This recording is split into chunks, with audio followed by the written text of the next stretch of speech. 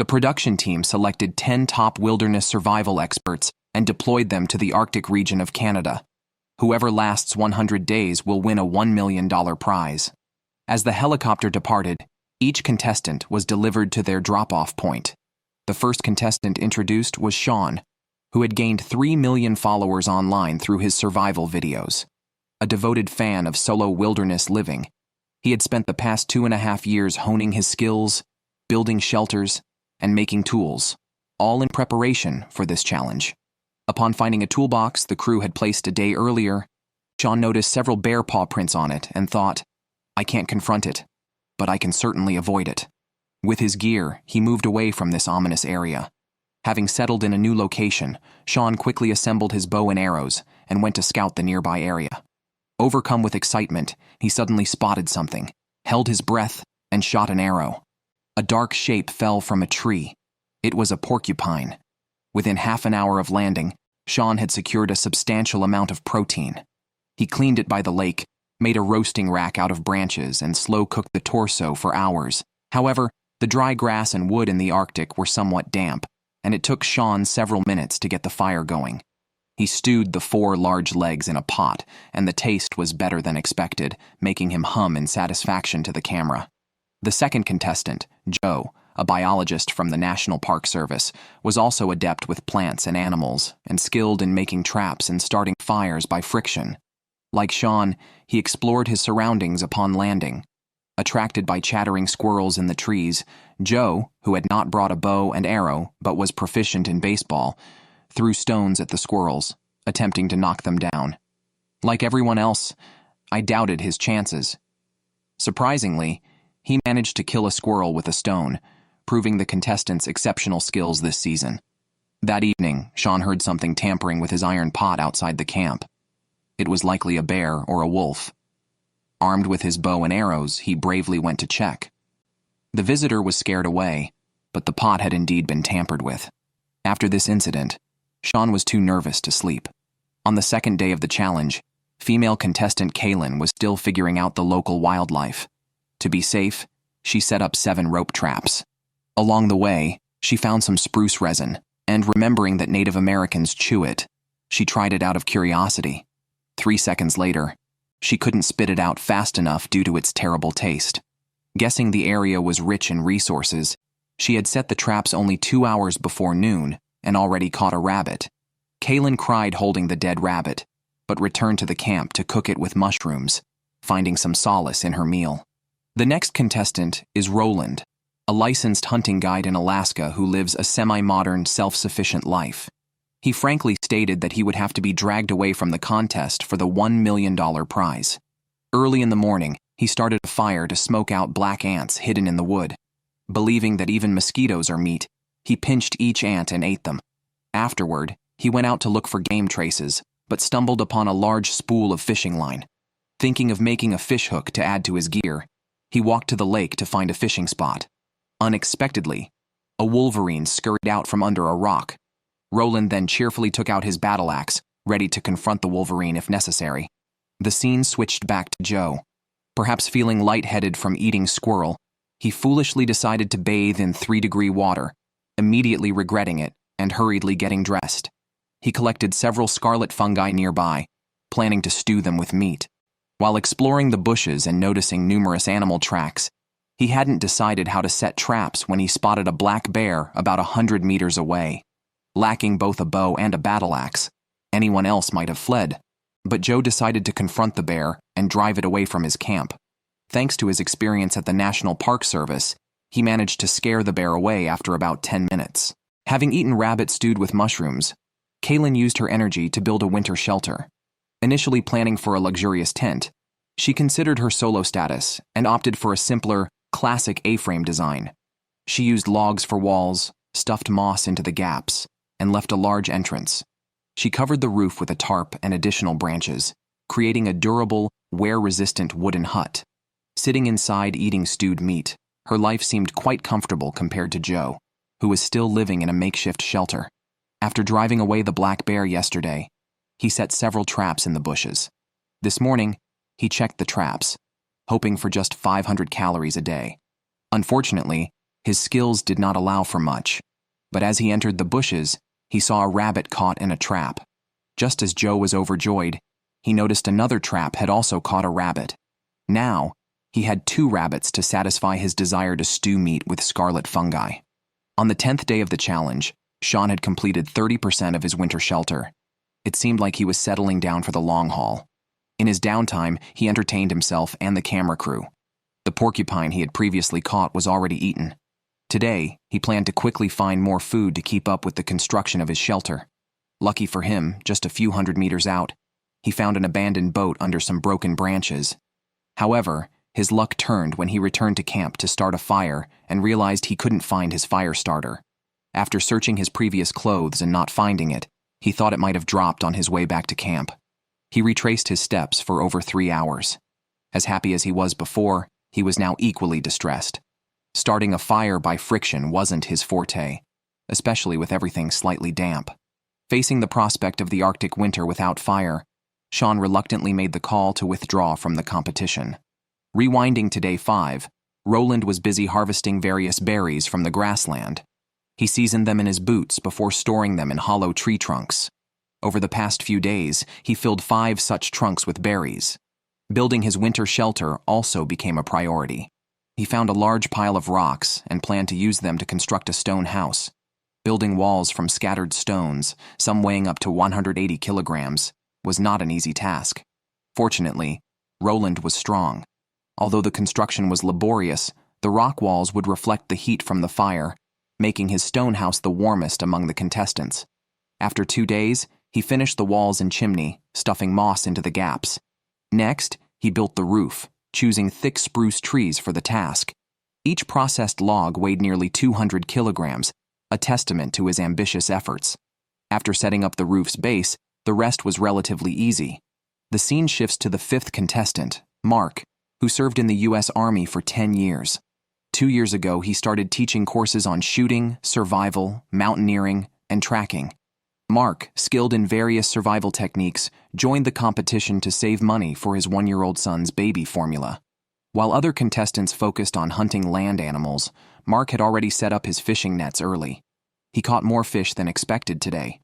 4 in total, 2 lake trout, and 2 whitefish. Now, only the main door of his shelter remained to be built. His immediate task was to process these fish. Mark built a semicircular stone hearth inside his house, with 3 stone slabs protruding in the middle as a cooking surface. He filleted the fish, removed the heads, and cut them into small pieces to be dehydrated on the smoke rack above the hearth, providing enough food for the next several days. The next contestant to appear is a woman named Crawley. She spent most of her adulthood outdoors, mastering all survival skills. Hunting animals and processing their hides are routine for her. She started by setting snares for rabbits in the bushes and gradually familiarized herself with larger animals and fish. One day, while hunting with her bow and arrow, Crawley spotted a pack of wolves in the bushes ahead. She was excited and decided to follow them to see what was happening. As expected, she quickly lost sight of them. Whether Crawley's hunting skills are good remains unknown, but she certainly isn't less courageous than the male contestants. The camera then cuts to the 7th contestant, Corey, who made a spectacular debut by shooting a squirrel with his arrow. Born into a family of hunters and gatherers, he has been handling bows and arrows since childhood. He joined the competition to win the prize money and live a free life. So far, he has built most of the framework of his house and a 3-layer log bed. Next, he plans to use logs to build walls on both sides, sawing off the excess and filling the gaps with moss. His craftsmanship is both exquisite and beautiful. Unfortunately, while carrying wood back to camp, he slipped and fell, hearing a dull sound in his left knee, which had undergone surgery 13 years ago. Despite the pain, tempted by the $1 million prize, he decided to endure it and see if it would heal in the next few days. Today, he finished the sides of the wooden hut, covered it with a tarp, and laid a thick layer of branches, declaring it complete. The 8th contestant, Amos, learned wilderness survival as a child to avoid war. Now 40, he is skilled in many areas, including making traps, fire by friction, building shelters, and identifying edible plants. Like Mark, he also set up fishing nets early. At the lake, he found a 3 to 4 pound burbo in his net, enough to feed him for 2 days. While cleaning the fish, a wolf, attracted by the smell, came close but wisely walked away due to the size difference. On the 9th day, Mark, having caught 4 fish in one net, has been enjoying several pots of fish head soup these days. He can't afford to waste the fatty fish ice as he needs it to maintain his weight. Now, only the main door of his shelter remains to be built. He grouped 4 logs, securing horizontal supports at the top and bottom, with a layer of spruce branches sandwiched between 2 wooden planks, creating his door. After finishing, he wanted to rest, but was disturbed by the cawing of crows outside. Years of wilderness experience told Mark that there might be a predator nearby. He went outside and saw a black bear roaming around the camp, likely attracted by the smell of smoked fish. He quietly followed the bear downwind, hoping to follow it back to its den and kill it for meat that could last him 2 months. Unfortunately, by 3:30 p.m., the bear had vanished. Mark then mimicked the distress call of a rabbit to try and lure the bear. After waiting half an hour without seeing the bear, he returned to camp. Corey, having caught no significant prey, quickly crafted a fishing net from parachute cord to improve his diet. By day 10, he needed to add notches to his belt to tighten his pants. Without substantial food, he risked being removed from the show. Despite daily hunting trips with his bow and arrow, he saw no rabbits nearby. His hopes now rested on the makeshift net.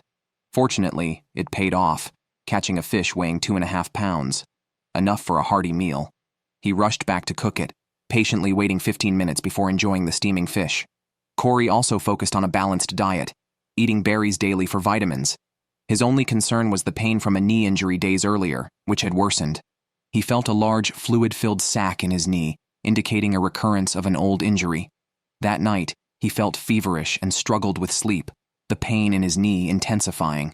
Realizing his body's healing was insufficient, and with the competition far from over, he had no choice but to withdraw to recover. The scene shifts to Crawley. Her previous shelter was inadequate, so she found a better location to start anew. Before breaking ground, she needed to gather food. On a rocky hill, she heard something below and spotted a porcupine napping. Excitedly, she shot it with an arrow, followed by another to ensure it was dead. This catch, weighing about 10 pounds, ranked among the top 5 prey in the area. After spending minutes skinning and cleaning, Crawley had enough meat for the next few days to fuel her shelter building. The 9th contestant, Joel, grew up in South Africa and Tanzania, learning survival and hunting skills from the Maasai. He joined the competition for a better life for his family. By day 8, he had only caught a rabbit and a squirrel. Today he ventured further, finding fresh moose tracks in the bushes and a muskox skeleton on the ground, suggesting a good number of large animals in the area. He took the muskox skull back to camp as a totem, talking to it each morning to alleviate loneliness. While his bow hunting yielded little, his fishing net was more successful, catching a white fish weighing about 2.5 pounds today. Over the next 3 days, the net brought in 4 more fish. Joel wanted to build a food storage on a tree to avoid black bears and wolverines. He first made a ladder and chose 3 adjacent spruce trees. He cut off the obstructive lower branches and then climbed the ladder to trim the excess tree crowns. Unfortunately, a falling tree crown knocked him down unexpectedly. Luckily, he was not injured. Eventually, he built a platform on the 3 trees and stored smoked fish meat on it. The last contestant, Keith, has over 30 years of wilderness survival experience. Skilled in hunting, fishing, and setting traps, he joined the competition to win the prize money, quit his job, and spend more time enjoying the wilderness. Although he has been hunting daily, he has not seen any large game yet. Today, he finally found fresh moose droppings. After searching the forest for a while, he heard a squirrel chattering. Keith drew his bow and shot it, catching the falling squirrel with one hand. This smooth operation was impressive. He took it back, cleaned it, and saved the meat for dinner, using the innards as fish bait. He practices full utilization, wasting nothing. The scene switches to Kaylin, who found a metal fishing lure on the beach. Planning to try her luck at the lake near her shelter, she was not short on protein, having caught rabbits with snare traps. She wanted to fish to add some fats to her diet. Her fishing net had not caught anything since being placed in the water.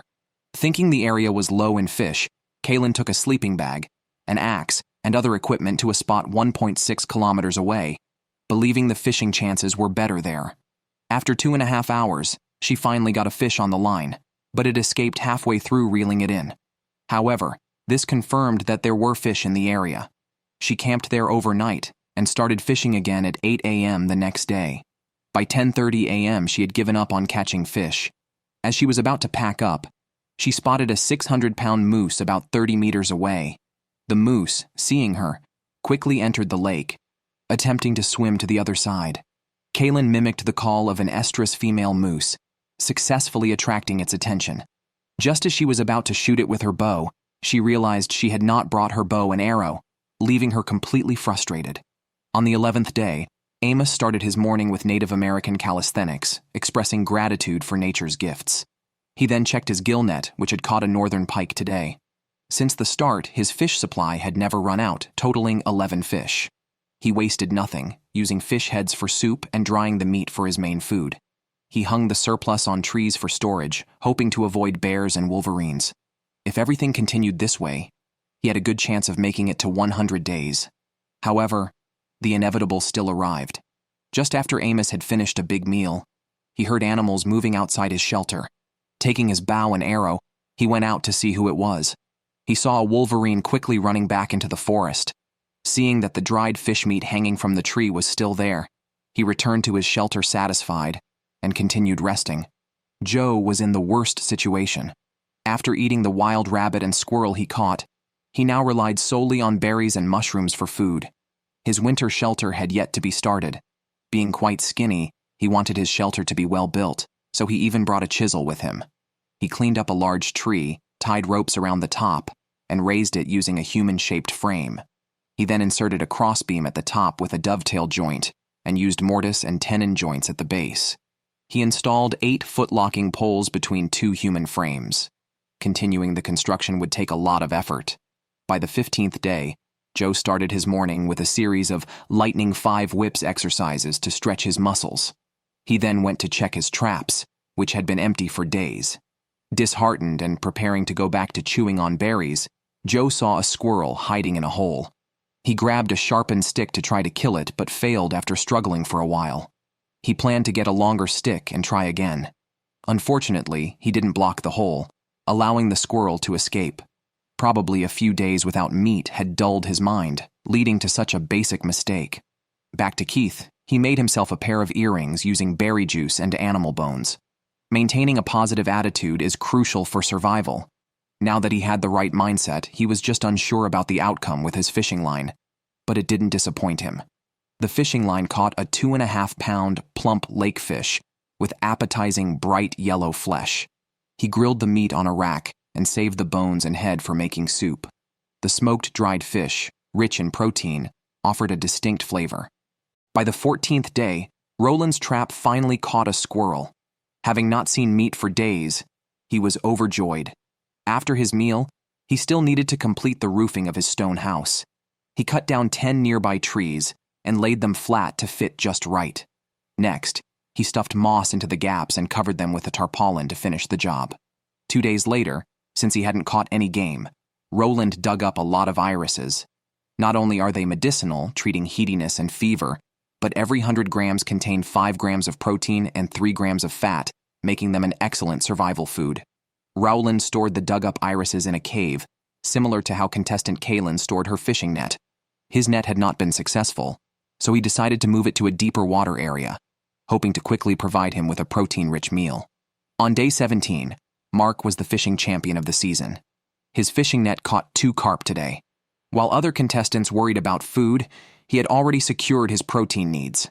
So far, his net had brought in 26 fish, with 18 still stored. His shelter's smoking rack was too small, so he built a large triangular one outside. He lined it with spruce branches to contain the smoke and added an alarm system to prevent animals from stealing the fish at night. Eating high-fat fish daily, Mark developed diarrhea. He gathered reindeer moss nearby to balance his diet and improve his health. After eating the moss, he searched for berries and blueberries to help his stomach. By chance, he found a path made by a black bear and thought of hunting it. Next, he saw a bear in the berry field by the sea. Realizing bears visited whenever he left, he quickly returned with his bow and arrow to ambush in the berry field. Keith, in contrast, had only caught 1 trout with his fishing line. This morning, he faced a food shortage, but still made a tattoo needle from a bone. He mixed charcoal with racal to make ink and tattooed 25 dots near his ankle to connect with the land. He then crafted a fishing net, soaked it in racal juice to blend with the lake water, and set it in the shallows at night, hoping fish would swim into it while avoiding predators.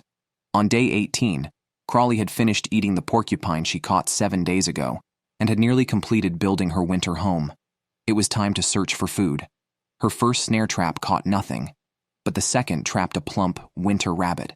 She brought it back to her shelter, skinned it, and removed its organs, securing food for 2 more days. After solving her food needs, she found clay near her camp and decided to make more pots. She shaped the clay into coils, stuck them together, and successfully made 2 pottery jars by evening, useful for cooking or storing water. The scene shifts to Joel, who had just shot 2 rabbits in the forest. His action camera malfunctioned, but he still demonstrated the process professionally. When you see a rabbit, don't approach stealthily, as it will flee, seeing you as a predator. Instead, mimic a herbivore and approach slowly without making eye contact. Once in range, strike decisively to maximize the chance of hitting the rabbit. Joel cleaned the rabbits by the lake. He really got quite a bit of meat. Back at camp, he immediately stewed several rabbit legs and organs. He greatly enjoyed eating in front of the camera, finding the meat chewy and satisfying without being greasy. Its protein content is many times that of beef. After eating, it was time to work. He planned to make a door for the shelter by hammering 2 wooden stakes on either side of the wall. He then placed appropriately sized wooden bars between them to secure the door. Unexpectedly, a fly flew into Joel's ear while he worked. He never anticipated such an incident. He tried 3 or 4 methods but couldn't get the fly out. Finally, Joel took out an emergency medical kit and used a syringe to flush water into his ear, which finally dislodged the fly. He was relieved. The scene switches back to Keith. Since his fishing line and spear net had caught nothing, Keith turned to rock tripe as a last resort. Reportedly, George Washington's army survived the winter on this. Keith decided to follow in their footsteps. However, for him, used to eating fish, rock tripe was hard to swallow. It looked bouncy, but tasted like chewing mud. On day 21, Keith could no longer endure days of surviving on rock tripe and berries. After expressing his feelings to the camera, he took out a satellite phone to call the show's crew, asking for a pizza delivery. I thought he was quitting, but it turned out he was joking to entertain the audience. Later, Keith went to check his snare traps. After a long walk, he finally caught a squirrel. Having not seen meat for days, his eyes lit up. Back at camp, he quickly arranged to stew it in an iron pot. While eating, he even showed off his thighs to the camera. Perhaps the squirrel carried some bacteria, as Keith developed severe stomach cramps that night. By morning, trying to regain strength with squirrel soup only made his stomach churn again. Soon he couldn't even drink water. If this continued, his life was at risk. Realizing the severity, Keith hurriedly called the show's crew to quit. When the staff arrived, he was still vomiting. Roland wasn't doing much better. Today, checking his spear net moved to deeper waters, he was finally rewarded. He found 2 fish tangled in the net, a lake trout and a whitefish, each weighing 3 to 4 pounds. For once, he could see the possibility of reaching day 100. However, trouble arrived that night as the weather changed, and huge waves hit. Roland risked going down the steep cliffs to retrieve his spear net to prevent it from being washed away. He wanted to reset the net, but looking at the unrelenting wind and waves, as well as the steep cliffs, he decided against taking the risk. The scene shifts to Joe. By day 12, he had constructed the framework of a wooden hut, but by day 13, it mostly remained unchanged. It's unclear whether this is due to the editing by the show's crew, or if he simply hasn't been doing much recently. Either way, he now lacks food and is still living under a tent supported by a few pieces of wood. This morning, he checked his traps and had mixed news. 2 snares had caught rabbits, but carnivores had gotten to them first, eating parts of both rabbits. The loss was minor and still acceptable.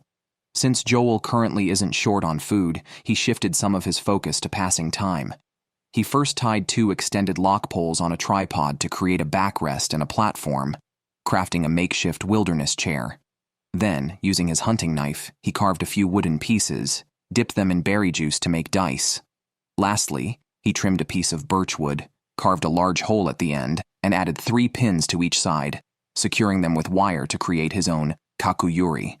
The scene returns to Roland, who is now sitting at his camp, enjoying a stewed large fish in an iron pot, reminiscing about his late mother. Today, as the lake surface gradually calmed, he returned his spear net to its original position. Just as he was about to go berry picking nearby, he suddenly spotted a black bear on a hillside 200 meters away.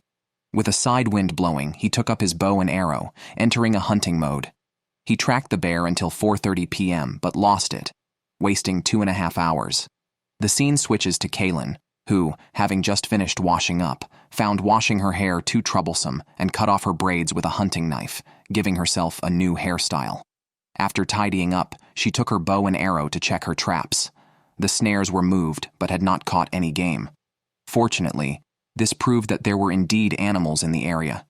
Kaylin searched unhurriedly. Squirrels, alarmed by her presence, ran off from a distance. After some time, she heard rustling in the bushes. Focusing for 3 seconds, she spotted a rabbit and released an arrow, striking the rabbit's throat precisely. It was another fruitful day. She planned to prepare the rabbit for dinner, but the poor smoke ventilation in her hut drove her outside.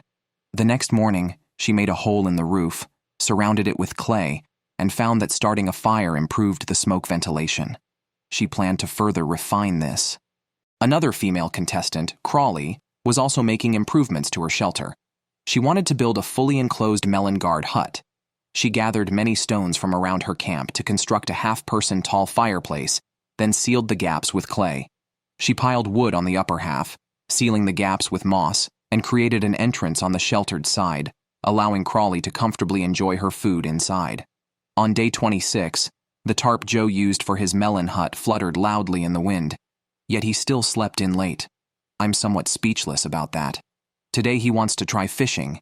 Given his ambitious plans for a grand wooden house, he needs enough energy to continue building.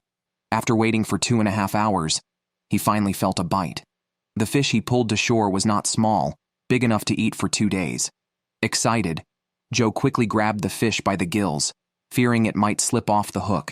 This fish, weighing at least 5 kilos, might be commonplace for the expert fisherman Mark, but for Joe, it's a significant asset. This trout from the lake will fuel the ongoing construction of his house.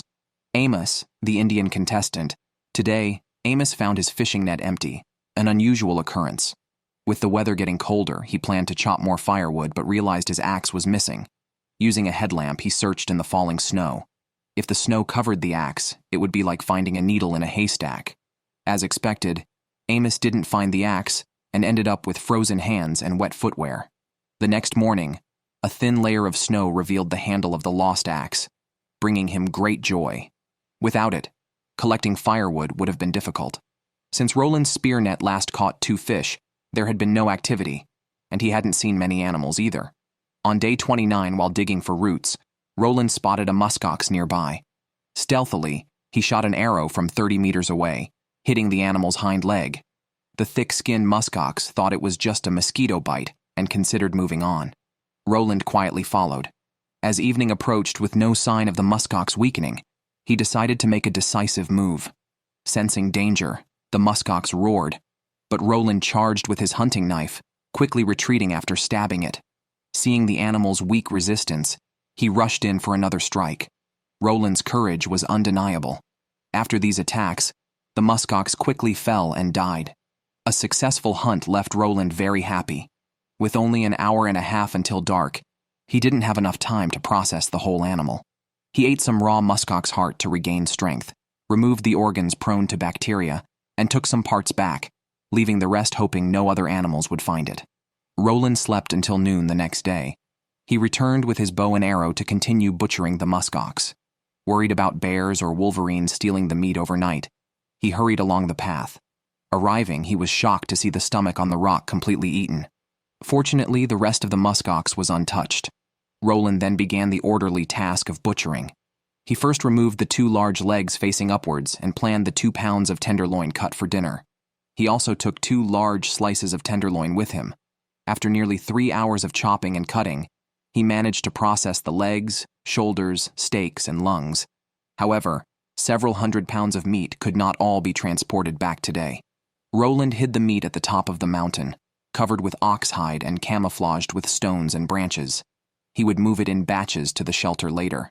Switching to Indian contestant Amos, a black bear had visited his camp last night.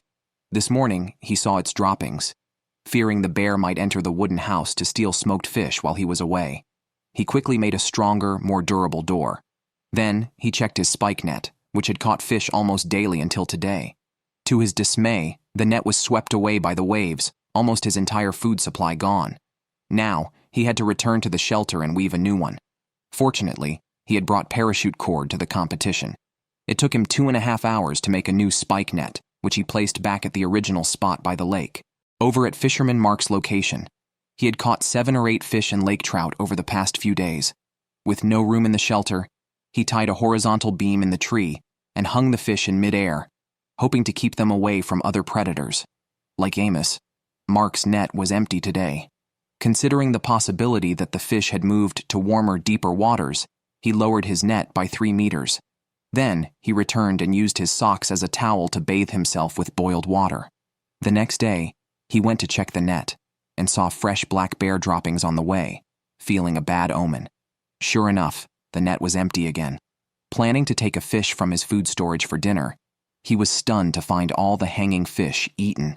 Mark underestimated the black bear's intelligence, which had untied the rope to eat the fish. His previously stable survival situation became tense within 2 days, prompting him to plan to hunt the bear. He chose 3 adjacent trees, cut off the obstructive branches at the bottom, and constructed a triangular platform in midair overlooking a berry patch frequented by the bear. Meanwhile, Kaylin, having failed to catch fish for a while, devised a new plan. She had found a metal barrel by the lake yesterday and decided to build a raft centered around it this morning to fish in deeper waters. She chopped down several spruce trees nearby and made a catamaran-style raft, securing the barrel in the middle and placing logs at the front and back for extra buoyancy. With that, her boat was ready. Kaylin paddled towards the deep water sitting on a metal barrel. Although the raft floated, its balance was poor. Slight movements nearly tipped her into the lake, forcing her to quickly paddle back to shore. Falling into the icy water could have meant withdrawal from the competition. Compared to other contestants, Joe truly earned the title of King of Laziness in Season 7. From day 12, when he built the wooden frame, to day 32, it remained unchanged. Joe planned to spend a day building a shelter, but ended up cutting down 1 tree, fitting it into place, then lying down again. Soon, he found several holes in the tarp above him as it rained heavily outside and drizzled inside. The rain lasted until the next morning. Joe intermittently wiped the leaking water with animal fur, almost breaking down. By dawn, his sleeping bag was slightly wet and needed to be hung to dry. Seeing the effort required, he thought the competition might end before he finished his shelter. He then tied the tarp to the frame, declaring the shelter complete, thinking himself a genius. Back to Roland, he sat in his stone shelter preparing to eat boiled ox heart for lunch before transporting the remaining meat. Approaching the destination, he noticed many black bear tracks and found the fat-rich ox tongue and brain eaten. Fortunately, the meat hidden on the mountain was undiscovered. Roland carried a 50 to 60-pound ox leg back to his shelter 3 kilometers away. Unable to move all the meat today, it had to stay out another night. Previously, Amos had woven a spike net. On the 35th day of survival, coinciding with his daughter's 2nd birthday, perhaps blessed by her, he caught a northern pike big enough for 2 days' meals. Returning to Roland, transporting the musk ox was finally nearing completion. Roland neared his destination and suddenly noticed many fresh black bear tracks on the ground, making him tense. Looking around, he spotted the black bear that had been stealing muskox meat just ahead. He immediately went into hunting mode. On day 35 of survival, Mark, having suffered from the bear's theft and multiple failures with his spike net, was forced to dig into the snow to track animals. He hoped to set several snare traps for a rabbit feast. However, during his journey, he spotted fox tracks and territorial urine markings in the snow, realizing that having competitors was not good news. The scene shifts to Roland, who was sitting in his dimly lit stone hut, stewing a mix of beef offal.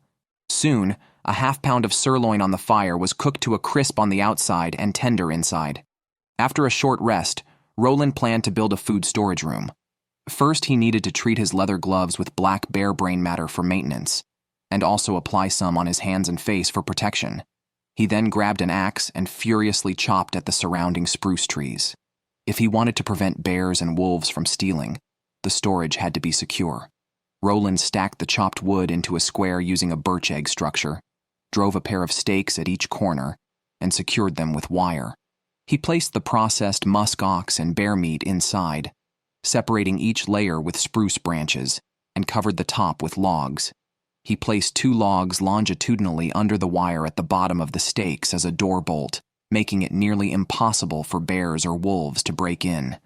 Turning to craftsman Joel, who had previously made a cocoa yurt, he planned to make a wooden bowl today to eat and drink simultaneously. However, just felling one tree and moving it back to camp exhausted him. Although he had 10 days' worth of fish meat stored, it was calculated at half his normal meal size.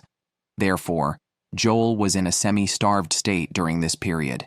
It took him half an hour to chisel out the shape of the wooden bowl. He then placed some charcoal inside to burn the inner walls, making them smooth. The wooden bowl was completed. There was a noise from the food storage area. With uncertainty, he went out to check and indeed saw a wolverine circling below. He scared it off with a shout, thinking it had not yet succeeded in stealing. Only when he climbed the ladder to the treetop storage with his headlamp did he realize the wolverine had already managed to take some fish, as he saw scattered fish pieces on the ground. His treetop food storage was not secure at all. After a careful recount, he found the wolverine had stolen 10 chunks of fish. What was supposed to last 10 days would now barely last 4 days. Back to Mark. He went to check the traps he had set a few days ago early in the morning. On the way, he found a small patch of reindeer moss and collected it to add some vitamins and change from the daily monotony of eating fish. Reaching the first trap, he was surprised to find a fox caught in the noose. While the fox could have provided food for several days, it was a protected local species, so Mark had to release it. He also had to be cautious not to get bitten since the fox could carry rabies, which would mean automatic disqualification from the competition. Fortunately, the fox seemed to understand Mark did not want to harm it and did not resist much. As soon as Mark let go, the fox dashed back into the forest. Though he lost the fox, Mark found a snow hare in the remaining traps, and his fishing net unexpectedly caught a 2.5-pound pike. Overall, it was a bountiful day for him. Joel, having lost some fish, decided it was safer to store the remaining pieces inside his wooden cabin. He dug a 30-centimeter deep hole in a corner, surrounded it with wooden stakes, and filled the gaps with spruce branches. He then built a thick and tight base of snow, placed the fish pieces separated by branches, and finally covered it with a metal plate and stones on top, creating a makeshift wild fridge. After a short rest, Joel went outside to prepare firewood. Suffering from lack of carbs and fats, he experienced ketoacidosis, making him weak and heavy-legged. While sawing wood, he collapsed, fainting. It took a long time before he could stand again. After a night of deliberation, Joel decided to withdraw from the competition the next day, as his body was too weak to respond to his brain's commands, and he felt it wasn't worth risking his life. On day 39, a weasel entered Crawley's shelter. Considering its small size and feeling lonely, Crawley did not offer it food, but allowed it to leave the hut unharmed. She then went to check her traps and caught a snow hare in the first one, followed by 4 more snow hares from other traps set up. Could it be related to releasing the weasel? These 4 snow hares provided Crawley with 650 grams of protein and 70 grams of fat. Delighted, she couldn't help but sing praises to the land. On day 40, a blizzard forced Mark to stay inside his cabin. As usual, he took out his son's photo and talked to the camera about his longing. With some spare time, he carved a wooden plaque until evening, making a piece depicting a horse. Unexpectedly, a spark ignited the cabin. Mark quickly took his camera outside as the strong wind fueled the fire. He pulled out burning logs and threw them onto open ground. After extinguishing the fire, much of the wall was destroyed. He waited until dawn to start repairs, covering the damaged wall with a non-flammable tarp and planning to replace the burnt wood later. Arriving at Joe's place, he slept until noon.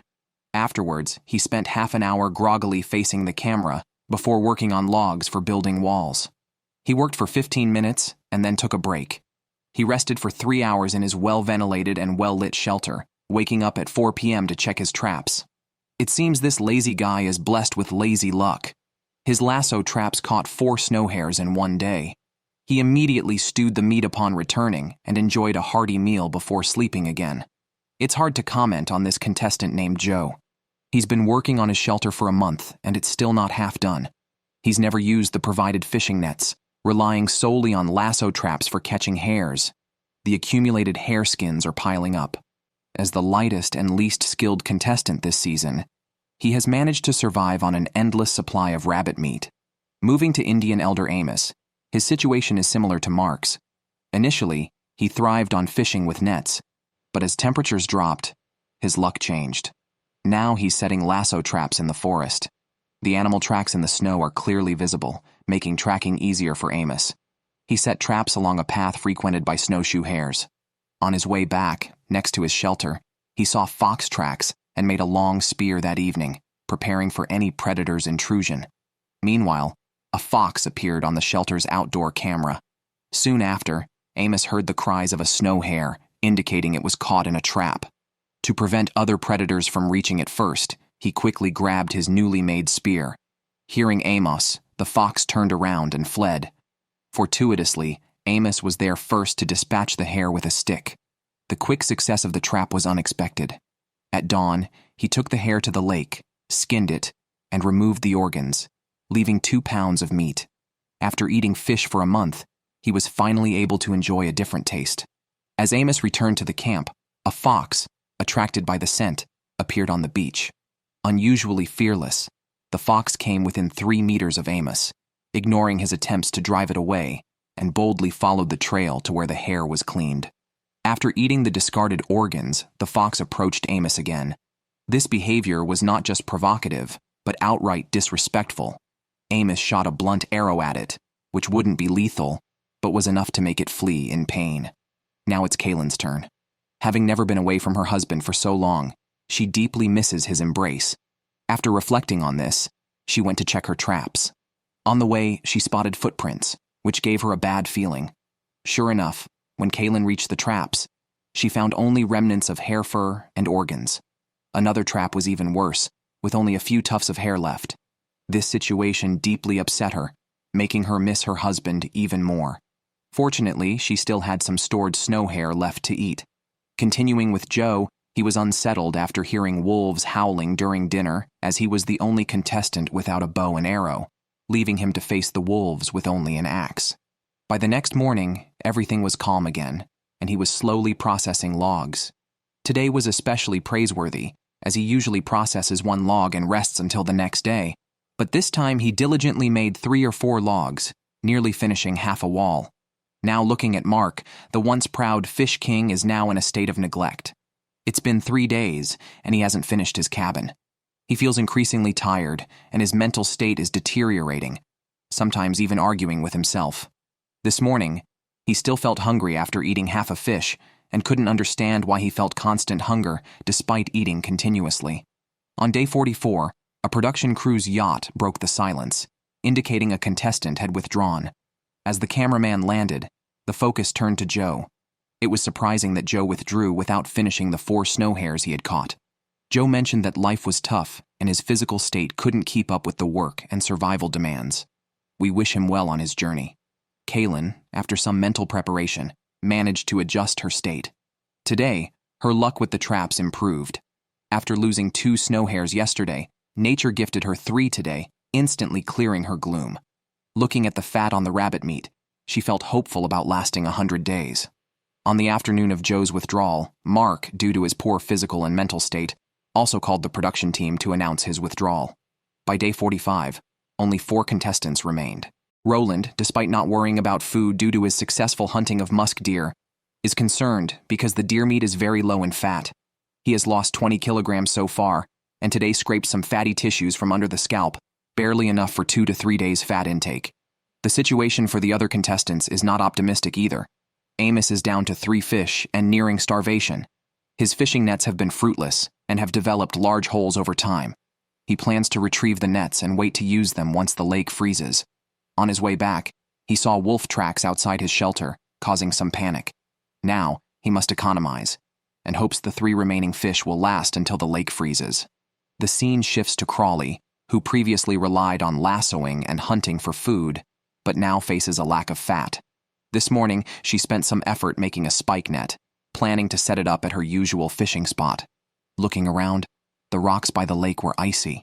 Crawley slipped and fell, not only cutting her eyebrow, but also accidentally biting her lip. Concerned that asking for help from the production team might lead to a forced withdrawal due to her injuries, she used a mirror and gauze from the first aid kit to clean the blood off her face and return to the survival challenge. Crawley's resilience is admirable, surpassing many men. The spike net and fishing line can no longer be used as the lake begins to freeze. At this time, Roland and Crawley thought of the same spot. He set up the spike net where he initially caught 2 fish, hoping for continued success. Suddenly, Roland turned to see a sight that left him stunned. A large herd of musk deer frolicking on the hillside. In the past, he would have been ready with his bow and arrow, but now he doesn't need the deer meat, and catching a group of animals is more difficult and dangerous. Roland simply watched them leave. The next day, the weather worsened. Roland also slipped while checking traps, hitting his knee hard on a rock. Fortunately, he had no old injuries. Otherwise, a recurrence like Corey's, leading to withdrawal, would have been too great a loss. Today, the lake waves were fierce, tangling the spike net and risking it being washed away. Roland considered retrieving it, but feared falling into the lake. Instead, he used a 6-meter log to make a pole and managed to retrieve the spike net with great difficulty. Turning to Kaylin, her lasso trap caught a ptarmigan, similar to a snow hare and mostly lean meat, providing little fat. She also wanted to fish from the lake, but weeks of fishing from the shore yielded nothing. She had to wait for the lake to freeze over to fish in deeper waters through the ice. On the 48th day of survival, the lake in Kaylin's area finally froze. However, according to her experience, the ice was not yet thick enough to support her weight. After waiting another day, the ice was sufficiently thick. She went to the deep water area, drilled a small hole about 30 centimeters square, laid a layer of spruce branches for a seat, and began her ice fishing venture. After a tough 2.5 hours, Kaylin finally caught a lake trout, her first fish since the competition began. Her mood was comparable to that of a successful candidate in an imperial examination. Not knowing how much time had passed, she caught another lake trout, larger than the first. Kaylin felt that if things continued this way, she might be able to last 100 days and win the prize money. Looking back, Amos had planned to go out and set several traps, but as soon as he stepped outside, he was frightened by the sight of a wolf pack surrounding his shelter. He counted 7 or 8 wolves, likely attracted by the fresh fish he had hung at the door. Fortunately, the wolves lingered for a few minutes and left without attacking Amos, but the scare was significant for him. On the 51st day, leader Roland discovered a new food source. Recently, he noticed a squirrel on a tree in front of his door that wouldn't leave. This morning, he saw it climbing down with a mushroom in its mouth and realized it had stored many mushrooms in the tree. Roland chopped down the tree with an axe, seizing the squirrel's entire winter stash and storing the mushrooms in a leather pouch he made, filling half a bag. Turning to strongwoman Crawley, the overnight heavy snow buried half of her lasso, making catching snow hares particularly difficult. She had to raise the lasso a few centimeters by feel to prevent it from being buried again. Previously, Crawley had tracked a porcupine den but never found it at home during her visits. Today, she planned to check again. Porcupines have fat-rich bodies, and the last one she caught lasted her a week. Catching this one could solve her current difficulties. She saw fresh bite marks on nearby trees, indicating the porcupine was still alive. Crawley set a lasso trap on its path, planning to return later to check it. After catching 2 fish, Kaylin's confidence soared. Today, she flexed her muscles for the camera and continued ice fishing. After waiting 3 hours, she caught a whitefish, but unfortunately, it escaped when she retrieved it too quickly. Kaylin was so frustrated that she jumped 3 meters high. Only this fish took the bait today, making her wonder if her beginner's luck had worn off. Amos still had half a salmon left. Seeing that the lake was slow to freeze, he polished some metal into shiny pieces, planning to try his luck by the lake tomorrow. A few days ago, Crawley set a trap at the porcupine den. This morning she went to check, expecting success, but found the trap pushed aside. She decided to risk crawling into the den. If she got stuck in the narrow crevice, she could freeze to death. Fortunately, she saw what she wanted, The porcupine was hiding deep within. Crawley drove it toward the back entrance, and then returned to the front to shoot it with an arrow. The porcupine died without knowing it would be trapped and shot in its own home. Crawley got what she wanted. The porcupine, weighing over 20 pounds, would completely turn her situation around, just as she had hoped. The porcupine, fatty as expected, was prepared for a feast. Unexpectedly, the liver was spotted with white, a sign of tularemia, posing a risk of infection if consumed. Faced with the dilemma, Crawley had to decide whether to eat the diseased animal to sustain herself, or risk continuing without it. Day 54. Challenge Amos took his fishing gear to the lakeside, knowing that the fish were in the deep water. He decided to try his luck anyway. Surprisingly, he got a bite within an hour, but like Kalen, the fish escaped halfway through. No more bites came before nightfall. Kalen still had 2 fish left from the day before yesterday, and didn't plan to go out for food today. She stayed inside her shelter to rest. While a fish stew simmered on the stove, she rubbed her feet clean. By the time her feet were clean, the fish was cooked. Kalen savored the fish. She even licked her fingers clean after eating. Though she planned to rest, the ventilation pipe got blocked by snow, trapping smoke inside the shelter. This caused her much distress, with tears and a runny nose. She had been trying to improve her smoked meat techniques, suspecting that the local air pressure was affecting the smoking quality. By the next morning, Kalen broke down emotionally. As the challenge progressed, the mental state of the participants became very sensitive. Sometimes, a small incident could be the last straw. Feeling close to his limit, he went back to the forest to retrieve his set lasso traps, preparing to possibly quit the competition. Back to Amos, he had been without food for nearly 3 days. With no ice forming on the lake and feeling his body fat depleting, the fire was his only source of warmth. Eventually, he made the call to withdraw from the challenge. By day 64, the snow on the ground was increasing by 10 centimeters daily. Crawley's lasso traps were still unsuccessful, and she had to reset them daily to prevent them from being buried. With little rabbit meat left, she considered eating the meat of porcupines known to carry tularemia. After a good cry, Kalen released her emotions and decided to keep going. She dug a pit under the cabin to serve as a fireplace, which effectively improved the smoke ventilation. After fishing at the lake for 2.5 hours the next morning, she caught a fish. Her excitement was indescribable. It was enough food for several days. She took it back, cut it into several pieces, and alternated between meals to make it last for about a week. After eating, she took out the snowshoe frames she had made and spent half an hour tying umbrella cords in various directions, crafting the shoe uppers. Her handiwork was quite impressive. Roland's days also became tougher. With the last few months expected to be the most challenging, he wanted to gather rose hips while they were still available. Unexpectedly, he found a porcupine eating the rose hips. Seeing the opportunity for a substantial meal, and considering the slow speed of the porcupine, Roland killed it with a stick. The porcupine was exceptionally fatty, providing much-needed fat for the winter. Type 72. Survival Challenge. Roland finished gnawing on the bones in his shelter, then started a bonfire outside. He roasted the porcupine over the fire to burn off the spiny hair, keeping the skin intact to preserve all the fat. That evening, Roland feasted on a large shank. Over the last 7 days, Crawley had lost 20 pounds and urgently needed to consume fat to maintain her weight. After much thought, she decided to go for the porcupine meat. Since she had already been exposed to a potentially infectious environment while processing the animal and hadn't fallen ill, she believed it was preventable. Crawley stewed the meat over the fire, turning it frequently to ensure it was thoroughly cooked. When she finally tasted the fat, it was like a dry sponge soaking up water. She had been craving this meal for days. After eating her fill, she felt revitalized. Crawley also collected enough wood to keep the fire going at night. While gathering, she felt a sharp pain in her right shoulder and discovered a porcupine quill had embedded itself in her flesh. It was not a trivial matter as it could cause internal damage if not removed. Fortunately, the emergency kit provided by the show included tweezers, which Crawley used to remove the quill. By day 75, Roland wanted to eat the last piece of brisket bone, but found that mice had nibbled away the fat on it. Now that fat was more valuable than protein, he quickly checked his stash of porcupine fat and buffalo bones. He was furious to find that the bones had been cleaned by the mice. He threw the remaining parts into a bag made from buffalo hide and hung it from the smoky ceiling to deter further theft. Kalen managed to survive another week by fishing in the lake.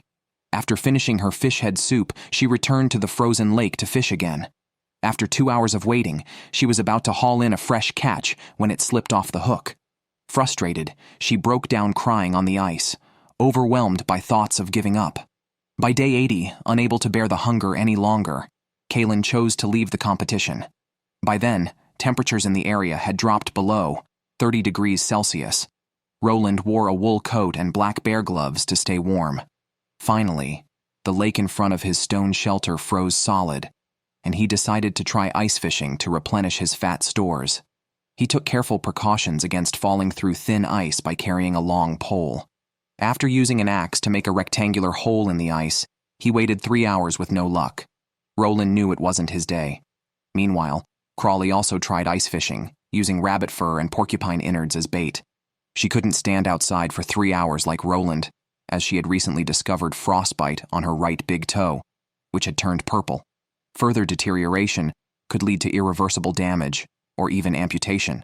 Roland, who had collected berries in the first 3 months, now eats the last of them, saved for today. To his dismay, the berries stored under moss on the warm ceiling have molded and spoiled. Roland then turns to a corner, where a cow stomach filled with undigested grass lies. Despite its taste, the nutrition is high. He boils it into a mushy meal. Cut to Crawley, her face always smiling. The porcupine she has been eating is nearly gone. Today, hoping for a snow hare, she checks her snares. Her smile seems to bring luck. She catches a hare, securing food for the next 2 days. Crawley cleans the hare at her shelter, fries it in porcupine fat, and enjoys the exceptionally tasty, high-protein meal. Meanwhile, Roland is on the lake ready to break the ice for water when a blizzard suddenly hits. The visible tree line blurs into white. Needing water, he follows his footprints back to shore before they're covered by fresh snow. Crawley, undeterred, continues ice fishing but isn't as lucky as Kaylin. She doesn't catch a single fish. Her frostbitten toes force her back to the fire periodically. After the hare and porcupine are gone, she resorts to boiling bones for soup, which quickly becomes no different from plain water. By day 89, Crawley receives a message from the show's crew to stay in her shelter for a medical check. Soon, a helicopter lands and a doctor arrives to assess her frostbite, which is progressing towards irreversible damage in a nutritionally poor environment. Following the show's rules, they terminate Crawley's challenge. She had maintained a great attitude throughout. Without the frostbite, she likely could have lasted 100 days. Now, only Roland remains. Tonight, Roland's meal is a bison hoof. Facing the last of the muskox meat, he ensures every part is utilized. The cooked hoof looks unappetizing and tastes like chewing a shoe sole, but it is nutritionally substantial. On day 92, Roland tries ice fishing again, but with the same luck as before. For the final days, he decides not to struggle anymore. He chops wood and splits firewood by day, spending nights by the fire, reflecting on his family and late mother. Finally reaching day 100, Roland carves the last mark on his calendar tree. The show's crew brings his sister Megan, and they embrace excitedly to celebrate his victory. Roland brings out a bone marrow he had been reluctant to eat, calling it butter found in the wild. Ultimately, Roland's exceptional courage and perseverance earn him the championship. The challenge takes place at Chilko Lake in Canada, a territory of grizzly bears, cougars, and wolves. As the production crew's boats depart, 10 participants are dropped off at their individual wilderness spots. The first contestant, Tim, never imagined he'd be selected by the show. Now, both excited and nervous, he sheds a few tears on camera. Having fished and hunted from a young age, Tim is skilled with traps, and even bears fall to his arrows. A father of 6, he joined the contest to improve his family's living conditions. Within half an hour of arrival, he spots 2 grouse, but also notices numerous grizzly bear tracks. This area has one of the highest populations of North American grizzly bears, making it impossible to completely avoid their range. The second contestant, Clay, quickly demonstrates his prowess this season. While scouting the woods, he spots an animal trail and decides to follow it, discovering several porcini mushrooms along the way. He collects a good number, continuing until the increasing number of fallen trees suggests no further discoveries. Suddenly, he spots a grouse, and with over a decade of archery experience, hits it from over 20 meters away, impressing viewers. After preparing the grouse by the lake, He separates his cooking area from his living space to avoid attracting bears. Just as he is about to start cooking, he hears a noise behind him. Turning around, he's startled by a cougar staring intently at him. Rather than retreat, Clay charges, hoping to drive the cougar up a tree. If he had his bow with him, the encounter might have ended differently. His bravery is undeniable. The next contestant, Matt, is initially disoriented by the new environment. His confusion is quickly disrupted by the sight of a moose swimming in the lake, though it's too far for his bow. Like Season 6 champion Jordan, capturing the moose would have provided sustenance for the duration of the challenge. Matt and his wife are instructors of primitive skills, adept at tool-making and hunting. With over 20 years of experience making fire in the wilderness without matches, he chooses to rely on friction fire starting, though the high altitude doubles the usual time required to ignite a fire. After last night's heavy rain, Billy's tarp accumulated a lot of water. He filtered out the gravel with his teeth and took big gulps directly on camera. Billy, who loves music and the wilderness, usually spends his time managing his band and studying various wilderness survival skills. Recently, his fiancée became pregnant with twins. Participating in Alone was mainly to win the prize money for his family. The other contestants are similar, with overalls and bows in hand. Billy searches for game near the campsite but finds nothing but berries. He wanders to the lake where he spots a rivet in a piece of driftwood washed ashore. Without any knives on his trip, he spends considerable effort to remove the rivet, hoping to forge it into a knife. He first heats it in the charcoal, then pounds it with the back of an axe, and after some polishing, he has a makeshift wilderness knife. Turning back to Tim, considering the potential dangers of grizzly bears and cougars, he decides to focus on building a luxurious shelter before addressing food. He constructs a square foundation with log joints on the ground, leaving space for a door. He then angles 2 logs for the roof frame and fills the gaps in the walls with stones and moss, finally covering it with the tarp. With his deluxe shelter complete, he can focus on food without worry. Ross is the first female contestant this season. She's been sleeping in a temporary shelter by the lake, now busy looking for a permanent settlement. Despite her gentle appearance, she's tough enough to take on crocodiles and is determined to hunt all 29 large North American animals with a bow, aiming to prove she's as capable as any man. She finds a suitable clearing not far from the lake and decides to move there. Determined, she binds 2 tripods with rope, then covers them with a tarp for a simple shelter. The smaller space helps retain heat, and the sealed smoke from the fire won't bother her, allowing her a brief respite. By day 4, Tim, having spent a lot of energy building the shelter and consequently losing 6 pounds in 4 days, is desperate for food. He uses a stone to hunt grouse, a bizarre choice given his skills with a bow. His toothbrush comes in handy. He cuts the end, makes a hole, and attaches a fishing hook with a line to act as a lure. He plans to try fishing by the lake, but strong winds make it difficult to cast the line, so Tim decides to return to his shelter and rest. On the second day, Clay made a fishing rod from a branch and fashioned a reel. Expanding the shelter requires energy. On day 5, he went fishing at dawn. After about an hour, he felt a tug on the line. Clay successfully landed a 2.5-pound rainbow trout, the first fish of the season, using only a bottle cap and umbrella cord as bait. Before moving, Ross ate a lot of bearberries since she couldn't find any other substantial food. These berries alone sustained her, but they led to abdominal pain and nausea that night. The high fructose content in wild berries can cause bloating, pain, and vomiting. She spent much of the night awake and vomiting up the berries she ate during the day. Tim was even unluckier. That afternoon, he went out looking for food and saw a grouse fly into the bushes. His intense desire and rapid breathing from excitement, coupled with days of little food and low energy, triggered a heart attack. Ignoring the grouse, he hurried back to his shelter with severe chest pain. Knowing he had a history of heart issues, and despite not wanting to disappoint his supportive wife, he tearfully made the call to withdraw from the competition, becoming the first to be evacuated on day 6.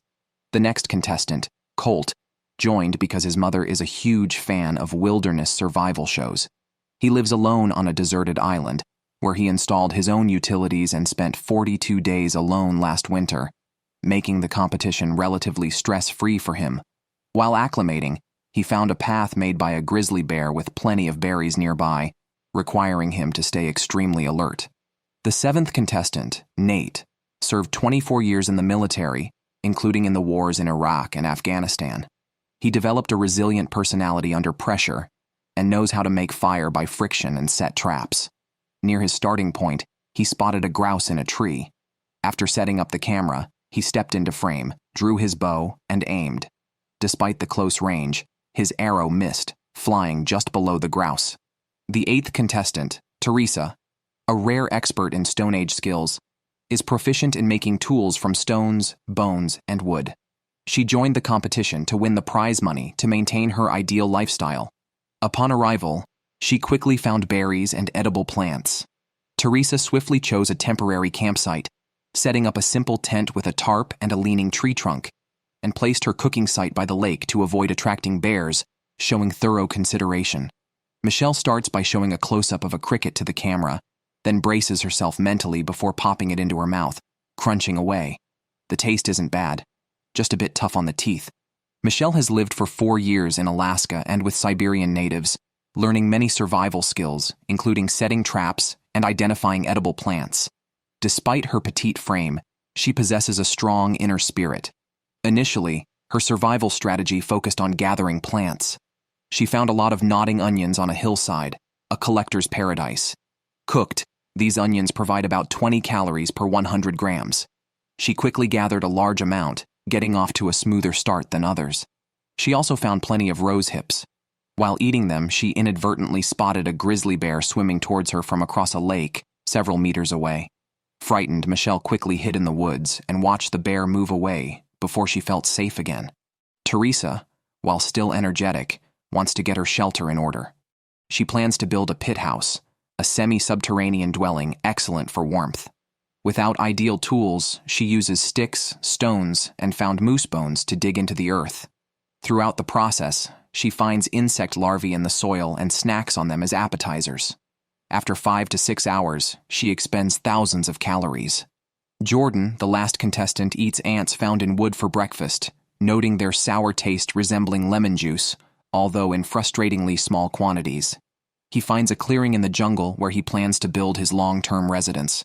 Building and hunting are his strengths, having spent much time in the wilderness. He joins the show to win the prize money to pay off his mortgage and spend more time with his wife and kids. Jordan plans to build a lean-to cabin using logs as thick as thighs. Although it consumes a lot of energy, once built, it will save him more in the long run. He uses mortise joints to assemble the logs into a square structure, nearly completing half by midday. He sleeps in a small tent made of tarp, and at 10:30 p.m., half asleep, hears a large animal moving outside. Judging by the sound, it's a bear, but luckily, it's scared off by the noise he makes. The next day, he finds a small path about 30 to 40 meters from his camp, explaining the bear's visit. Reluctant to move again, his priority is to find food, as building the house is physically demanding. Colt chose extra tarp over a fire starter, making him the second contestant this season to do so. His first 2 attempts at making fire with a bow drill went smoothly, but today he struggled and became worried. Eventually, he managed to start a fire with great effort and vowed never to let it go out again. Unlike others who prioritized building shelters, Colt decided to build a boat first to fish in the lake for food. Despite never having built a boat before, his rowing experience helped him craft it adequately. He wrapped it with the extra tarp he chose and filled it with more sticks to increase buoyancy and fully stretch the tarp. The simple structure didn't take long to complete. He then carved paddles with an axe and eagerly launched the boat for a test. Good news, it had enough buoyancy. Bad news, it lacked stability and needed additional braces. Yesterday, Nate picked chanterelles, planning to make soup this morning, but squirrels stole half of them, souring his mood. To ensure survival, he planned to fish using a trot line, a main line with baited branch lines at intervals for better chances of catching fish. After setting it up by the lake, he only needed to check it periodically. Nate initially intended to collect wood for his shelter, but encountered the squirrel and retrieved the stolen mushrooms. He considered shooting it to improve his meal. After collecting some wood, Nate built a simple A-frame shelter, placed acorns on the sides, covered it with a tarp, and finished his task. He then checked the trot line. Lake Chilkoot was generous without much hassle, and he smoothly pulled a fish ashore. Though not very large, the fish, along with chanterelles and berries stewed together, helped alleviate his fatigue. After digging the underground part of her pit house, Michelle started on the frame. She dug a post hole in the center and selected driftwood from the abundant supply by the shore. After installing the chosen post and stabilizing it with stones and sand, she arranged logs around it and secured them with wire at the front. Her shelter was half complete. As another female contestant, Michelle's shelter was much more solid than Nate's. She placed a beam between two tripods, essentially creating a larger version of Nate's shelter with a similar construction method but more interior space. Day 7 arrived, and Billy started building early in the morning. He first secured the roof beams and pillars, scraped off the bark to prevent fire hazards, and protect the tarp from punctures. Extra measures were taken for the wind-facing wall by layering branches and bark. With that, the basics were covered. Driftwood found by the shore was perfect for making a bed. He gathered branches for padding, and lying on it was extremely comfortable. His shelter was nearly complete, but his stomach was still empty. He almost caught a fish yesterday, but it slipped off the hook. So far, he hadn't seen a single grouse or deer, and the dense tree population made hunting impractical. He planned to check the opposite side of the bay. Unable to cross by land, he swam across in just a bathing suit, despite the water being only 11 degrees Celsius. After swimming 800 meters, he was disappointed by the dense trees and only a few berries on the other side. His arrows were blocked by branches, and he swam back empty-handed, wasting thousands of calories. Tonight, he would have to make do with a soup of petals and roots. Worried about the approaching autumn and the potential lack of even grass to eat, he envied Clay, who had the best food supply so far. Clay started with grouse and mushrooms, caught a trout, and still had half left by day 7. Fearing a bear might steal it, he tied the legs of his spare underwear tight, placed the fish inside, and hung it mid-air. With a relatively ample food supply, his house was almost finished. He used moss to fill the gaps between wood and stones in the fireplace, tested the fire, and was pleased with the perfect results. Now focused on food, Clay, knowing he was lean, realized he couldn't survive just by enduring hunger. He needed to hunt big game like elk to have a chance. He targeted an open, bushy slope, thinking it likely to find deer. When he arrived, he discovered it was a forest devastated by fire, with wood scattered all over the ground, making navigation difficult. After a fruitless and exhausting hunt, he luckily found many berries in a meadow. Planning to save some for later, he utilized the principle that cold air sinks. He dug a hole in a low spot, enclosed it with wooden panels, lined it with moss, and stored 4 liters of berries for gradual consumption. Matt's situation wasn't much better than Clay's. He too hadn't secured any meat. He resorted to digging up wild chives, chopping them up and cooking them with other wild greens to make a soup. It barely provided enough calories. After finishing the soup, he planned to go hunting with his bow and arrow, only to find that mice had chewed through the bowstring overnight. Furious, Matt cursed the mice in a long tirade. It would be a huge loss to quit the competition over this, so he tried to repair the string. Although not as good as before, it was still functional. Later, Matt set up a deadfall trap, determined to make the mouse pay for its actions and to add some meat to his otherwise vegetarian diet. Turning to the female contestant Ross, her shelter was probably the simplest. She had started foraging early, crafting a fishing rod from wire and branches, complete with a reel and lure, trying to approach modern fishing techniques. She hoped to catch 7 or 8 fish a day, but by 6 p.m. by the lake, not even a nibble had occurred. Fish resources were not as abundant as in Canada's Great Slave Lake from Season 7. That evening, just as Ross was about to turn off her camera and sleep, she heard disturbances outside. Judging by the sounds, it was a hungry grizzly bear.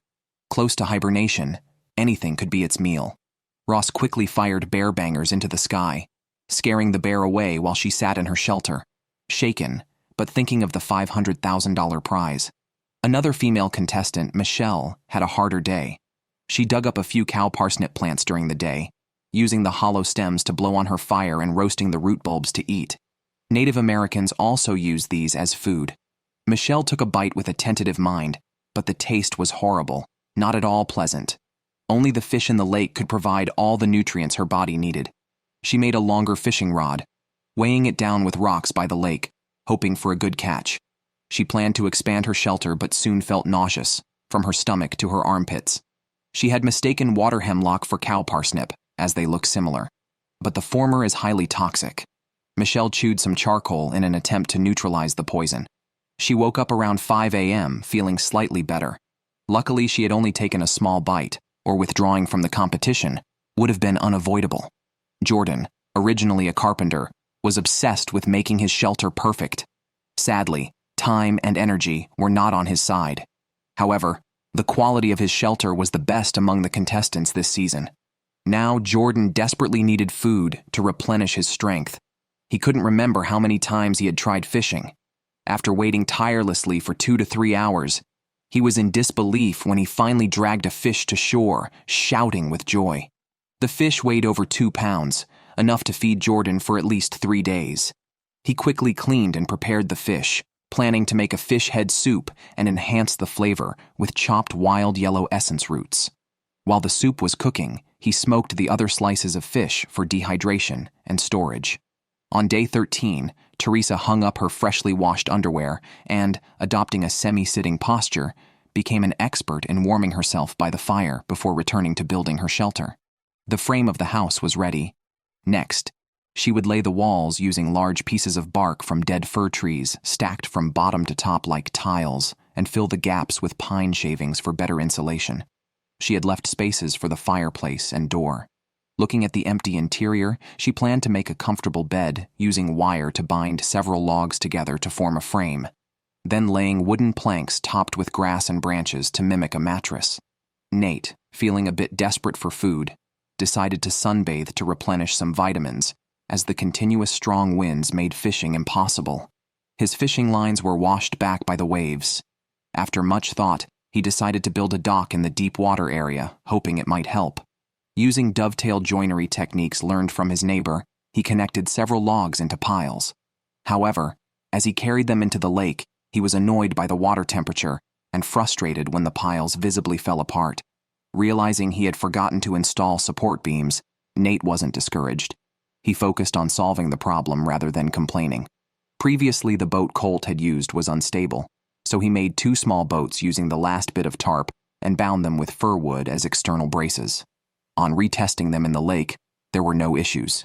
Not only was the stability greatly improved, but the maneuverability was also excellent, allowing forward, backward, and rotational movement. Colt was thrilled and immediately stripped down to jump into the lake for a relaxing bath. However, his enjoyment was short-lived, as he spotted a grizzly bear staring at him from a distance and slowly approaching. Colt quickly fired a bear banger, which initially had no effect. The bear paused for a few seconds, then continued advancing. Colt fired a second shot, which made the bear retreat into the woods a few steps, but it still lingered and approached again. Only the third bear banger scared it away. That night, Colt was still shaken from the day's events, relieved that the bear had finally left. Hand the painting to craftsman Jordan. With the fish he caught a few days ago, he is living comfortably without worrying about food. The smoked fish has a reddish hue and is fragrant, tasting even better than he expected. The cabin is almost complete, only lacking a door. Jordan plans to make the door with wire and wood and install it with hinges for opening and closing. Without an electric drill, he uses his imagination, cuts a groove in the wood with a saw and secures it with wire to the wall and the door's crossbars. He binds it with harder wood, fitting it perfectly. Finally, he uses a bent branch as a door latch. With this, the cabin is complete. On day 16, Colt dreamt of delicious food and decided to treat himself today since he hasn't eaten meat in half a month. He paddled to the center of the lake, and immediately a fish bit his line, but it got away before he could pull it out of the water. Over the next 3 hours, he had 4 bites but failed to catch any fish. His fishing skills clearly need improvement. Fortunately, his perseverance paid off, and he finally caught a rainbow trout weighing about half a pound, proving that his boat and fishing methods were effective. He quickly thought of several fishing techniques to try in the future, feeling a step closer to the $500,000 prize. To prevent homesickness, Jordan's main strategy is to keep himself busy. This time, he decides to make a pipe. He drills a hole in a stick to form the bowl, cuts off the excess, and carves it slightly for style, then inserts a hollow branch as the handle. He completes his wilderness-style pipe and fills it with traditional Native American tobacco, living more and more refinedly by the day. Nate sits in his camp, drinking freshly brewed pine needle tea. A squirrel is on a nearby branch. Let's look at contestant Ross. Her breakfast is unappetizing seaweed, So far, she hasn't caught a single fish. Now, she hopes to catch some small fish with a fish trap to sustain herself for another month. However, the trap is crudely made. Large fish cannot enter, and small fish can escape. She places it in the shallow waters near the shore, securing it with stones. Time will tell, but she expects to catch nothing. Fortunately, there are berries in the grass, which have been her sole source of nutrition these days. As days pass, the berries either fall to the ground or turn black. She believes they will all be gone in half a month. Since Jordan finished making his pipe, he seems to have lost his spirit, completely absorbed in missing his family. Keeping busy no longer helps him cope. Viewers of wilderness survival shows can probably guess that he ended up making the expected call to quit the competition. Over to Clay, who hasn't had a successful catch since landing a 2-pound rainbow trout on day 5 of the challenge. Today, he decides to make a scoop net. He crafts the frame himself and uses the inner core of a parachute cord. It takes him half an hour to finish the net. He heads to a spot he scouted earlier. It seems the fish in the lake know he's equipped with a net, as now they won't even bite the hook. Michelle finds a few snails, which taste like crispy chicken. These days, she relies on snails and crickets for protein, having not had a proper meal. Her fishing rods, placed in the lake, haven't yielded anything either. Like Ross, she plans to make a fish trap, but her craftsmanship far surpasses Ross's. She persists through the hardship, hoping to use the prize money to care for her brother-in-law, who has Down syndrome. Michelle places her fish trap in deeper water, hoping to catch some fish. Matt is under significant pressure. As a survival instructor by profession, he hasn't achieved notable success in the challenge. Others have at least shot a grouse, but he hasn't even caught a fish until now. Suddenly, Matt finally catches a rainbow trout, though it is as small as the one Nate caught earlier. He eagerly returns to make a soup with wild chives, savoring every bit, including the leftover fish bones. Such a small amount of food can't fill his hungry stomach after half a month. His solution is meditation, using his thoughts to communicate with his family to alleviate his pain.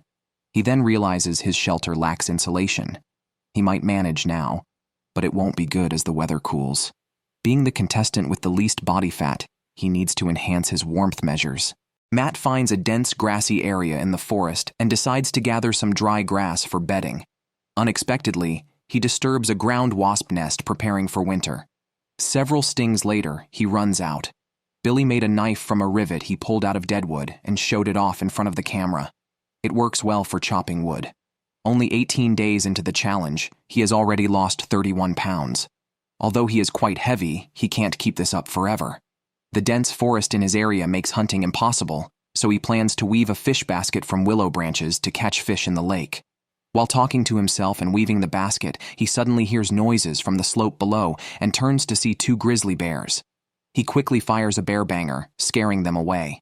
It's his first encounter with grizzlies in decades. His heart is still pounding after the danger has passed. When he places the finished basket in the lake, he wonders if it can really catch fish in such shallow water. Michelle, having nothing else to do, constructs a conical shelter to protect her fire.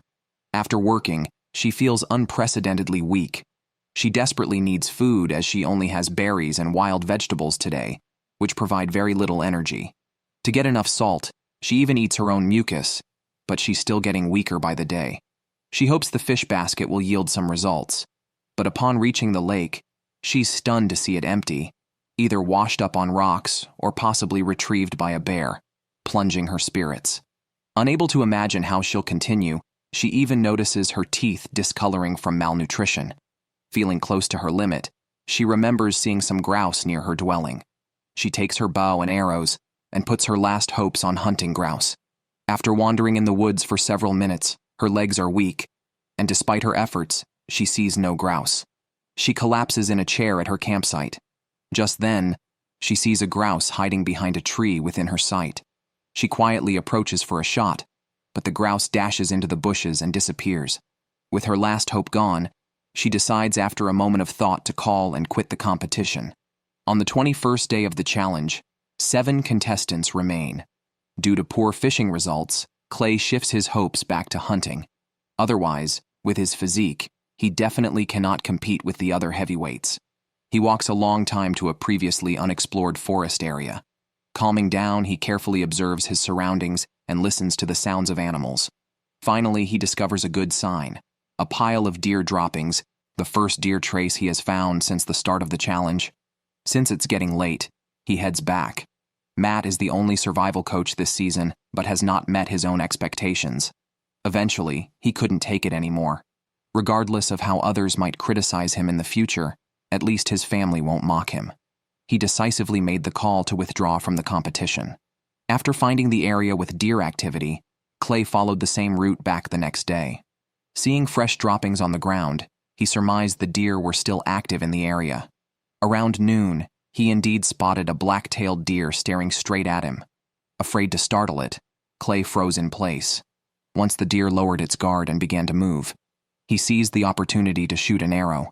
Reaching the spot where the deer was hit, he followed the blood trail and found the broken arrow, indicating the deer couldn't have gone far. The black-tailed deer finally expired in the grass. At that moment, Clay's anxiety was relieved, and he couldn't help but shout with joy. The deer weighed about 60 kilograms. With numerous grizzly bears in the forest, Clay wasted no time and began to butcher the deer, carrying several legs back to his shelter, which was 4 kilometers away. Fearing that grizzly bears might be attracted by the scent, he hurried back. By 5 p.m., he had brought all the deer meat back to camp. After removing the skin, bones, and offal, about 46 kilograms of pure meat remained. Keeping it in the shelter posed a risk of attracting bears, so he had to find another place to store it temporarily. Fortunately, the production team had provided each contestant with a heavy rope specifically for hanging meat.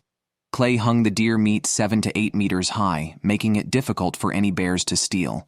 That evening, he fried deer heart and deer fat, and the aroma gradually spread through the air, eagerly anticipating the taste.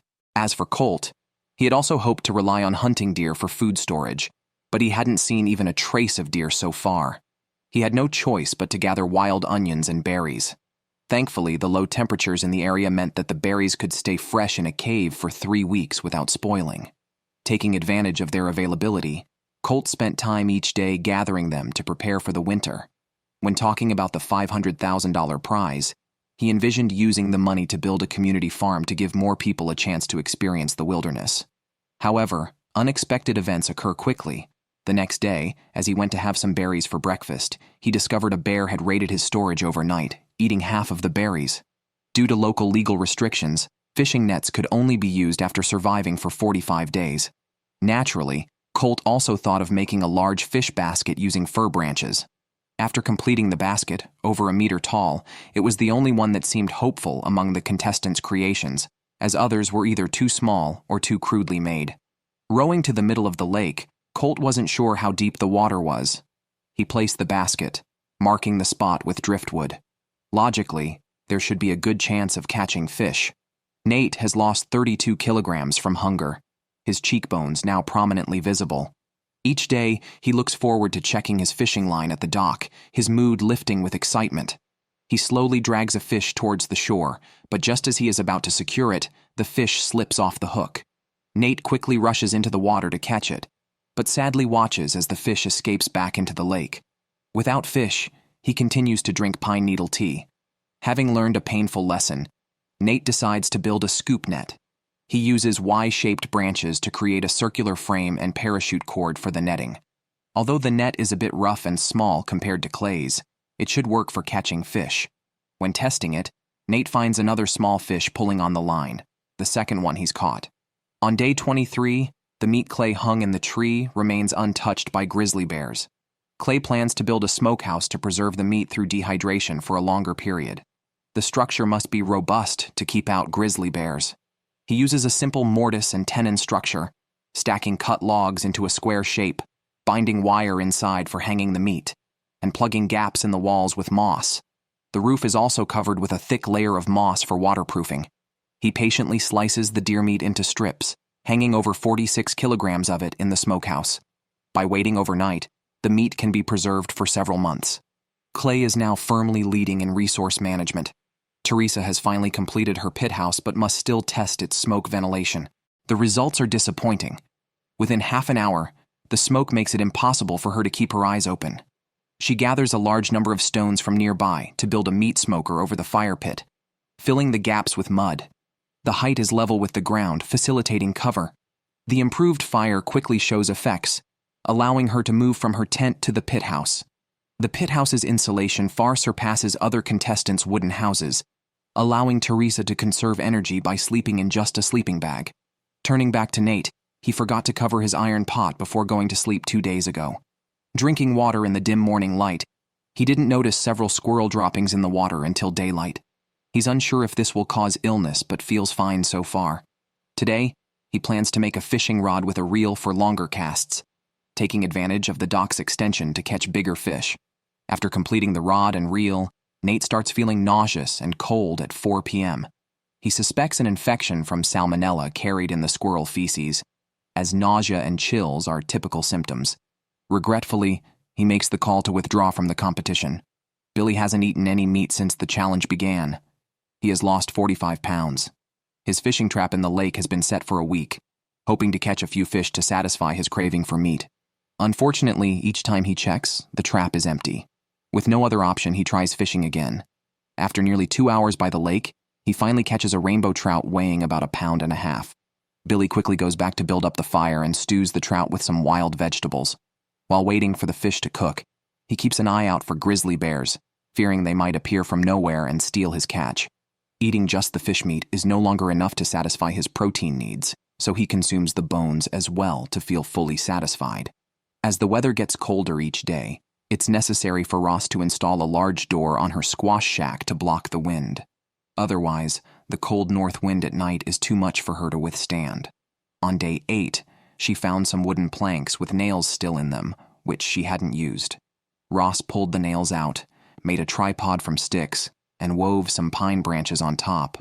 By day 26, only 5 contestants remain.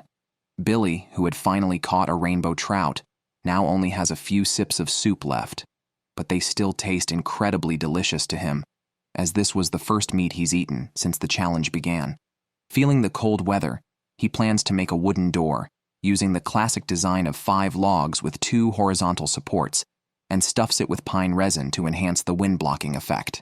He uses a wire to tie to the house, avoiding even the effort of saying "open sesame" by just stepping on it.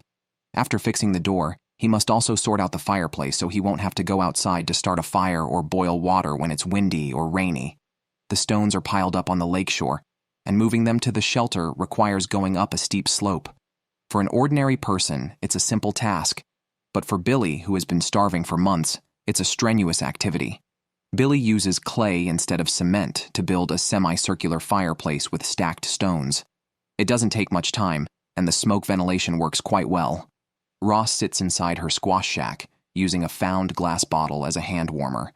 The low energy intake makes her always feel cold, so she relies on this simple method to warm her hands, occasionally adding rose hips to the bottle for a unique flavor and a significant boost in vitamin C. Her luck with fishing has been poor, and now she thinks about setting traps in the woods to catch rabbits, a method she hasn't tried yet. Although squirrels are protected by local laws and cannot be trapped, making the wire loop larger should prevent harming them.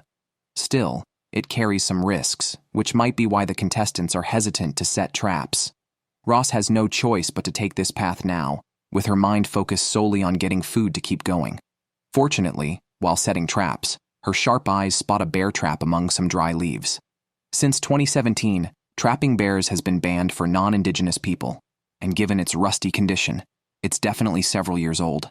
2 days after setting up the traps, Ross found bear tracks on the ground while checking them. The tracks were near the lake, not far from where she was staying. As she was about to leave, Ross saw the bear that made the tracks coming towards her, which frightened her immensely.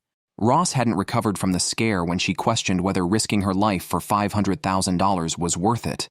She held the emergency communicator in her hand, ready to press the button to quit. However, after calming down, she decided to continue the challenge. She caught an unlucky smoke-colored jackrabbit, the first rabbit caught this season. Ross had never had a full stomach, so she quickly cleaned the rabbit and set up a pot over a fire outside the camp. She exclaimed, "Oh my God," smelling the delicious aroma. After cooking, she ate the rabbit heart first, savoring its protein content, which was much higher than beef, chewing slowly before swallowing. Clay wanted to use the deer hide to make a lure hat to get closer to other animals for more hunting opportunities, also as a way to respect the hunted black-tailed deer by using every part of it. After removing the deer hide, he scraped off the fat, meat scraps, and cartilage to prevent rot. He then stitched the eyes and mouth, filling them with moss to create the lure hat. Clay scooped out the deer brains, mashed them into a paste in an iron pot, and spread it over the hide.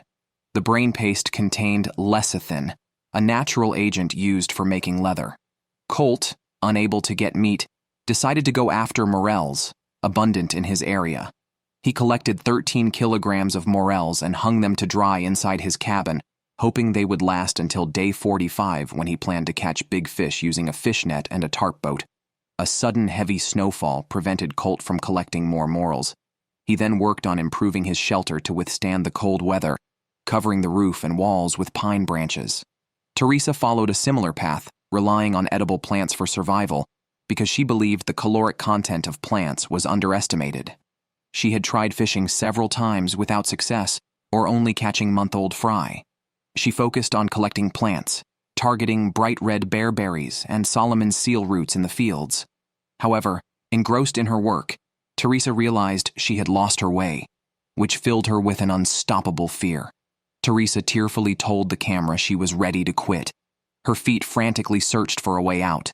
Seeing more trees blown down by the wind, she knew she was getting closer to the lake. Once she found her way back to the shelter, she stopped talking about quitting. Her outing yielded 3 cans of cranberries, a bag of rose hips, a bag of wild vegetables, and some Solomon seal roots, barely enough to sustain her for the day. To conserve her fat reserves, she depended on fish from the lake. Teresa built a small raft from logs, tying a trawling rope at the bottom, ready to pull the raft into deeper waters with a trawling system. Setting up for the first time required her to brave the cold water, wearing a life jacket and carrying an emergency communicator. After stretching her limbs, she swam into the deeper water. Unexpected inflation of the life jacket disrupted her rhythm, tangling the trawling rope around her clothing, complicating what should have been a quick task. Her legs, freezing and reddened, neared hypothermia. After returning to shore, she stayed by the fire for a long time. Although she recovered by nightfall, her legs were burned from being too close to the fire. Colt, on his 10th check of his hand-woven fish traps, had yet to catch anything. He stayed to fish, and his luck turned, catching 2 small fish, each only about half a pound. If only they were bigger, he could have had a hearty meal. Clay heard noises outside his camp in the middle of the night. Wearing a headlamp, he saw nothing. The sounds disappeared. By dawn, he realized a gray bear had approached within meters of his food storage. Worried about his dried deer meat being stolen, he planned to set up an alarm system. He tied a bear whistle to a tree, surrounding the storage with a string that would trigger the whistle if a bear stumbled upon it, scaring off even a tiger. With limited smoked deer meat, he could only eat a little over 2 ounces a day, or it would be gone in less than a half-month. Relying solely on deer meat was not enough for victory. Like the others, Clay needed fish from the lake to maintain his weight, but he too had no luck catching any. On day 32, Billy woke up early to find several holes chewed in his clothes by mice. It had been over 10 days since he last ate meat, and he was in urgent need of protein and fats. The ground, covered in snow, was very slippery. Despite walking cautiously, he still slipped and twisted his ankle, which was already injured. Billy went to the lake to calm his mind and fish, but after 5 hours, he caught nothing. Even with a strong mindset, this situation could be disheartening. Teresa's knees were blistered from burns. The painful price paid was compounded by her trawling rope tangling into a mess, rendering it useless. Unable to contain her frustration any longer, she crouched by the lake and cried for a few minutes. Colt, too, was having a rough day. He went to check his fish traps, only to find them stuck under debris in the water. After several attempts to free them failed, he cut the nylon rope to minimize the loss. Ross ventured into the woods to check if her traps had caught any rabbits, hoping rabbit meat would sustain her. However, she was unsettled to find cougar tracks in the snow following her own. She worried that even if the traps caught rabbits, the cougar could be a threat. Indeed, the cougar hadn't taken any rabbits, but it had tampered with the traps, making successful hunting even more challenging. Ross felt her toes throbbing with pain. Back at the shelter, she removed her shoes and socks and discovered frostbite symptoms, meaning she had to warm her toes every hour, severely limiting her time outside and work efficiency. Clay finally finished making deer leather, which he used to craft a lounge chair. He accidentally spotted a gray bear near the lake while setting it up. Not wanting it around the camp, he followed its tracks to understand its movements. Suddenly, he was frightened as the bear emerged just 7 to 8 meters behind a tree and charged at him. Clay quickly used bear spray, averting a dangerous situation. By day 36, Teresa cleaned her camera lens early in the morning, clearing the previously hazy image. She left her hut to forage, not wanting to be a vegetarian in the wilderness. Despite her lack of success in fishing and hunting, she had been surviving on plants. Unexpectedly, while walking along the lakeshore, she found a small fish on the gravel, a surprising source of protein, likely dropped by an eagle. Her luck continued as she spotted another fish in the water, weighing about 3 pounds and fresh enough to eat. If the other contestants knew, they would surely be envious of her incredible find just steps from her door. Teresa was already very weak. The 2 fish were crucial for her. Although the boiled fish tasted unpleasant, she forced herself to swallow it, hoping to sustain herself for another 10 to 15 days. Ross's situation was grim. Her frostbitten toes were constantly in pain. The rabbit she caught had only a little meat soup left, hung on a tree dozens of meters from the camp. She wanted to retrieve it for breakfast, but her weak body made walking feel as strenuous as running a marathon. Gradually, she couldn't even hold the camera steady. Her vision blurred, and her hearing seemed to decline. Ross quickly called the medical team to examine her. After describing her symptoms and being checked by the medical staff, she had to evacuate immediately to avoid severe health risks. Her endurance was well known. Surviving over 30 days with just 1 snowshoe hare was already her limit. She was carried onto the boat when she left, leaving only 4 contestants in the challenge. Facing a temperature of -12 degrees, Billy lived in a drafty wooden cabin which was very tough. He collected moss from outside to fill every crack between the logs and made a fire in the fireplace to slightly warm the interior. Gillnets could not be used before day 45, and he couldn't wait to finish weaving it, placing all his hopes on it. He also made a soup spoon, fantasizing about how great it would be to sit in the cabin, eating fish and drinking soup heartily. To pass time faster, Billy made a bear spear, cutting off his belt and sewing it into a sheath for the knife. The craftsmanship was quite good. Colt didn't see any animal tracks in the snow and decided to go fishing. Unlike Teresa's luck, he found a dead bird floating in the lake, which didn't smell bad. He plucked it on the spot, planning to take it back to the shelter to eat. Since the start of the challenge, he had lost 60 pounds. Without eating some meat soon, he risked being forced to leave the show by the production team. Eating the dead bird carried the risk of infection from parasites, but Colt only ate it after making sure it was thoroughly cooked, not stopping until he had finished everything. Teresa wore a homemade parka, specially prepared to handle the cold weather for her wilderness solitude. Wearing new clothes greatly improved her mood. Today's task was to collect rose hips. Thanks to the late drop of rose hips and bearberries, they became Teresa's life-saving food here. She filled the cloth bag she brought in half an hour. Previously, while cleaning fish guts on the lakeshore, she noticed many small fish coming to eat. She thought of making a fish basket. Since she couldn't catch big fish, catching several small ones would also do.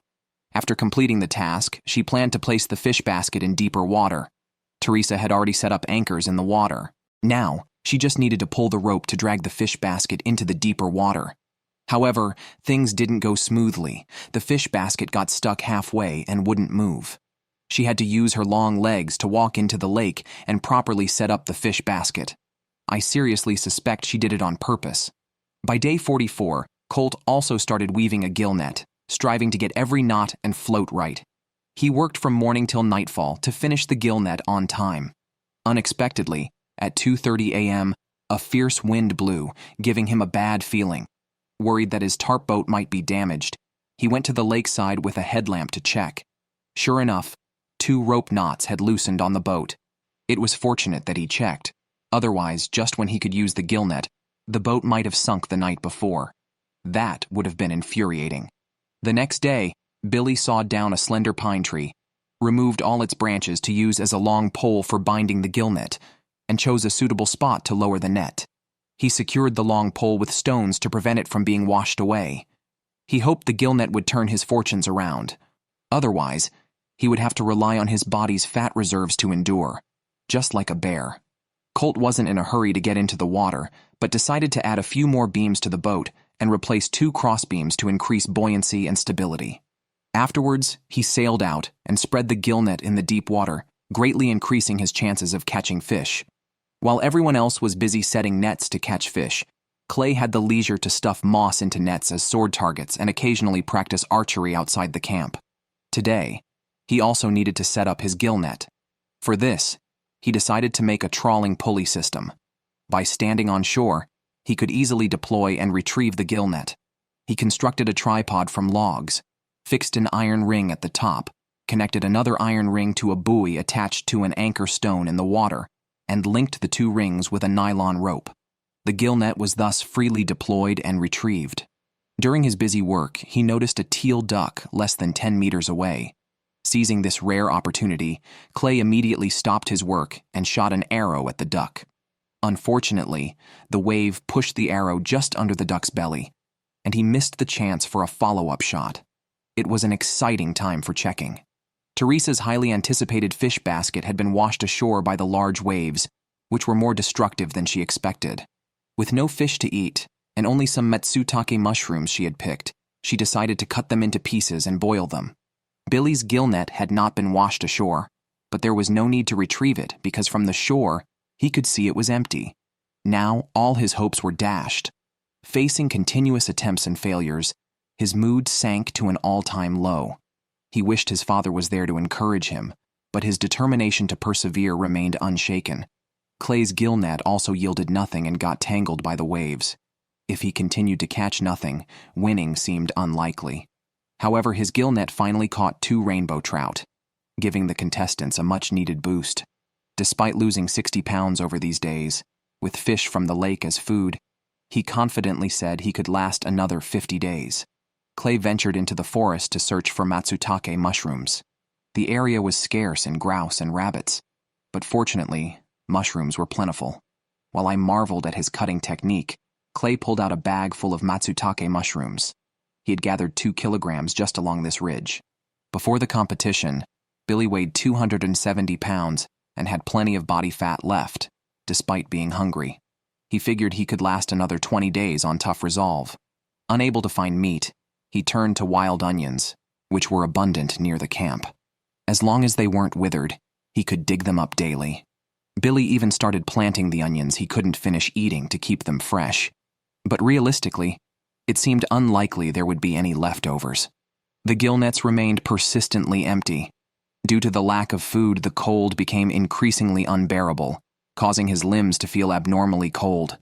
Billy stretched his feet towards the fire to warm up, but accidentally burned a large hole in his socks. The contestants' luck seemed worse than ever. Teresa returned to her days of collecting berries for food. She hadn't found any fish by the lake again, and even picking berries left her gasping for breath, clearly due to long-term food shortage. It seemed she might be evacuated like Ross had been. Currently, Colt faced the least stress. Having great success in fishing, he had made some dice in the melon shed today for entertainment and relaxation. However, when it was time to check the nets, he was stunned upon reaching the lake. His trusted tarp boat had sunk. Colt insisted on rescuing it. He pulled the boat ashore and after inspecting it, discovered that only the waves had swept water into the cabin, causing it to sink. The boat's ribs and a few seat planks were dispersed, but it could still be used as before once repaired. Clay has lost 20% of his body weight so far, but he still has muscle. There's not much meat left on the black-tailed deer. He desperately needs fish from the lake to supplement his diet.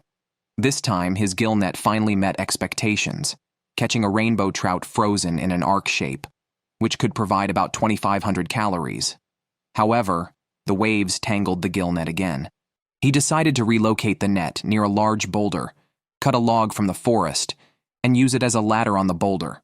Clay climbed up, threw the anchor stone connected to the float into the lake, moved the tripod over, assembled the trawling system, and secured the gill net in place. On day 58, Colt got a foreign object in his eye, making it difficult to even open his eyes. Despite this, he couldn't let it affect the competition, especially as he was close to winning. He used a syringe from the provided medical kit to flush out the foreign object. Then, He rowed his tarp boat to check the gillnet. At this exciting moment, the gillnet caught another bull for him. With this momentum, Colt could easily last 100 days. Back at the shelter, Colt arranged the iron pot for stew, enjoying fish soup and fish meat, with the situation looking very promising. After eating well, Colt chopped a big pile of wood for firewood, enough for half a month. Since the gillnet was so effective, he expected the days ahead to be comfortable. From morning till night, he constantly burned calories and finally set another net in the lake the next day. However, the old net caught nothing today. Was the good start over so soon? Teresa didn't want to be a vegetarian, but with limited skills in fishing and hunting, she had berries again this morning. She mashed the cooked berries, formed them into balls, and baked them on the fire, creatively turning them into a meal. While waiting, she sat by the fire doing handicrafts, planning to make a hook for hanging the iron pot. But seeing her handle the saw, I knew trouble was brewing. She wasn't skilled, and as expected, she cut her left hand.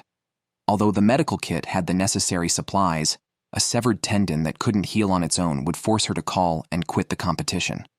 Fortunately, the wound wasn't that severe. Otherwise, quitting in such a way would be frustrating for anyone. Let's look at Clay again. Seeing the strong winds and high waves, he guessed the gillnet would have no catch and decided to hunt grouse and rabbits in the forest. Instead, he found fresh cougar feces on the ground. Local laws allowed contestants to hunt cougars. With Clay's stored deer jerky running low, catching this cougar would not only provide about 10 pounds of meat, but also fulfill a long-standing wish. Unfortunately, despite searching all day, he never saw the cougar. That evening, Clay made a tube out of deerskin that emitted sounds somewhat like a deer's call, but also resembled the cry of a dying hare. The next morning before dawn, he left the shelter with his bow and arrows, planning to lure a cougar with the sounds and shoot it. Unexpectedly, the situation changed rapidly. Gray bears, absent for a long time, had returned. Clay spotted their tracks in the snow, only 7 or 8 meters from the shelter. He had no choice but to abort the hunting plan. If the deerskin tube attracted a bear instead of a cougar, it would be a double loss. Billy's gillnet had never caught anything. Billy decided to move it, refusing to believe he couldn't catch a single fish. Now, climbing a steep slope left him breathless, showing his physical weakness. A few wild onions in the garden were his food for the day, enough to sustain him for another week. He had quit his job to join the contest, with barely any money left in his bank account and twins on the way. Winning the $500,000 prize was crucial to avert a financial crisis. On day 66, although Billy's gillnet hadn't caught any fish, he found one on the shore, possibly stranded or dropped by a bird. It was his first meat in nearly 50 days. He cooked the fish until it was charred. After a long time on a vegetarian diet, the small amount of meat, albeit little, felt incredibly satisfying due to the protein. Colt had thought the journey ahead would be easier, but the gillnet caught no more fish. He felt his weight and stamina decreasing. The next day was the medical checkup scheduled by the show's producers. All contestants feared being forced to leave due to health issues, but it was inevitable. Colt lifted his shirt to reveal his emaciated body, having lost over 30 kilograms. The other contestants were not faring much better, anxiously awaiting the medical report. Surprisingly, Colt was the contestant disqualified. Despite catching 3 large fish in the past 20 days, his significant weight loss beforehand was too great. The doctor said his cardiovascular system was under immense stress, and staying could cause permanent damage. Facing permanent injury meant automatic disqualification. If Lake Chilkoot in Season 7 had the same fish resources as Big Slave Lake, Colt might not have been disqualified and could have been a strong contender for the champion. Clay had finally finished his deer meat and was now also facing a food crisis. He had moved the gillnet to a new location a few days earlier, but it was empty and tangled when he checked it this morning. Clay could no longer tolerate the device. Even after placing it deep in the water, he decided not to waste more time on it. Teresa was semi-giving up, lacking hunting skills and unwilling to hunt. This morning, she made a broom in the pit house. Her craftsmanship was impressive.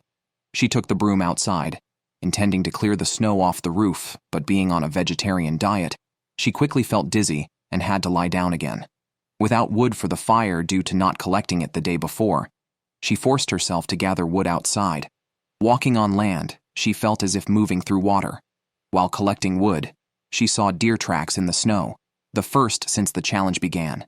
But she was indifferent, either too weak to care or unwilling to change her situation. Teresa had settled on berries and mushrooms. On day 69, she received a text from the show saying her medical checkup was moved up and to stay at the camp. She fantasized about being the last one standing and that the crew would soon announce her victory, but reality was harsh. Teresa had become extremely thin, and the early medical checkup was due to poor last results. Her heart rate had increased by 20% over the last week, a possible sign of impending heart failure, making her the third contestant to be forced to leave. Now only Billy, the endurance king, and Clay, the deer hunting expert, remained. Billy's gill net was predictably empty. Desperate, he decided to eat pine bark. After peeling off the outer bark, he collected the inner layer, containing digestible sugars, fiber, and starch. He boiled the bark in a pot. The red color looked tasty, but it was hard to swallow. Drinking more made him feel nauseous. Not wanting to lose the little food in his stomach, he decisively covered the pot and planned to look for other food. Clay had given up on fishing and decided to focus on traps and hunting. He had set several traps for squirrels in the forest. The first trap had been touched, as there were many rabbit tracks around. As expected, the second trap caught one. He thought that would be all for the day, but 3 wire snares caught 2 snowshoe hares, boosting Clay's confidence as his food supply dwindled. The savory stewed rabbit meat satisfied his hunger. Every bite was precious, and he couldn't bear to waste any, bones included, wanting to consume more calories. That night, a noise outside from a fallen net woke him. Clay thought a gray bear had knocked it over. Opening the door and shining a flashlight, he found a fisher, a fierce animal with no natural predators and protected by local laws, hence he couldn't hunt it. Otherwise, Clay would have shot it with an arrow right then. Billy was devastated by a few sips of pine bark soup. He felt extremely nauseous yesterday and still hasn't recovered, lying in bed as if waiting for death. He must go out to find food to fill his stomach. While searching nearby, he discovered a large patch of wild onions, ensuring he wouldn't worry about food for the next few days. Since the start of the challenge, Billy has been eating wild onions, frying some and boiling others. After eating them for over 2 months, he still praises their taste. I truly admire his perseverance. Clay's situation isn't promising either. Today, while checking his traps, he saw fisher tracks in the snow following his own footprints. It seems the fisher had checked the traps before him. Clay felt a sense of doom when he found blood near the traps, likely left when the fisher stole a rabbit. If the fisher keeps visiting each night, Clay figures he won't last much longer in the competition. Every time Billy returns from fetching water from the lake, he has to climb a steep slope, walking about 100 meters. Today, he felt his heartbeat accelerate for the first time, pounding intensely. He suspects he might have heart palpitations and feels dizzy as if he's falling apart. Billy continuously apologizes to his wife, admitting he might not last much longer. Clay is also reaching the end of his resources. On day 71, Thanksgiving Day, he took out the family photo he had brought, but resisted looking at until now. Overwhelmed with longing for his family, he shed tears he hadn't shed in decades and prepared himself to go home to see them. On day 73, the crew's yacht appeared on camera, indicating someone had called to quit. The question was, who could it be? The answer was, Endurance King Billy. Over the past few days, he had felt his heartbeat increasing and his breathing becoming labored. Although he could continue to endure hunger and isolation, losing 90 pounds was the limit for his body. Any further weight loss could be dangerous, so Billy had no choice but to withdraw from the challenge. On day 74, Clay became the champion of Season 8 of the Wilderness Survival Challenge, winning the prize money.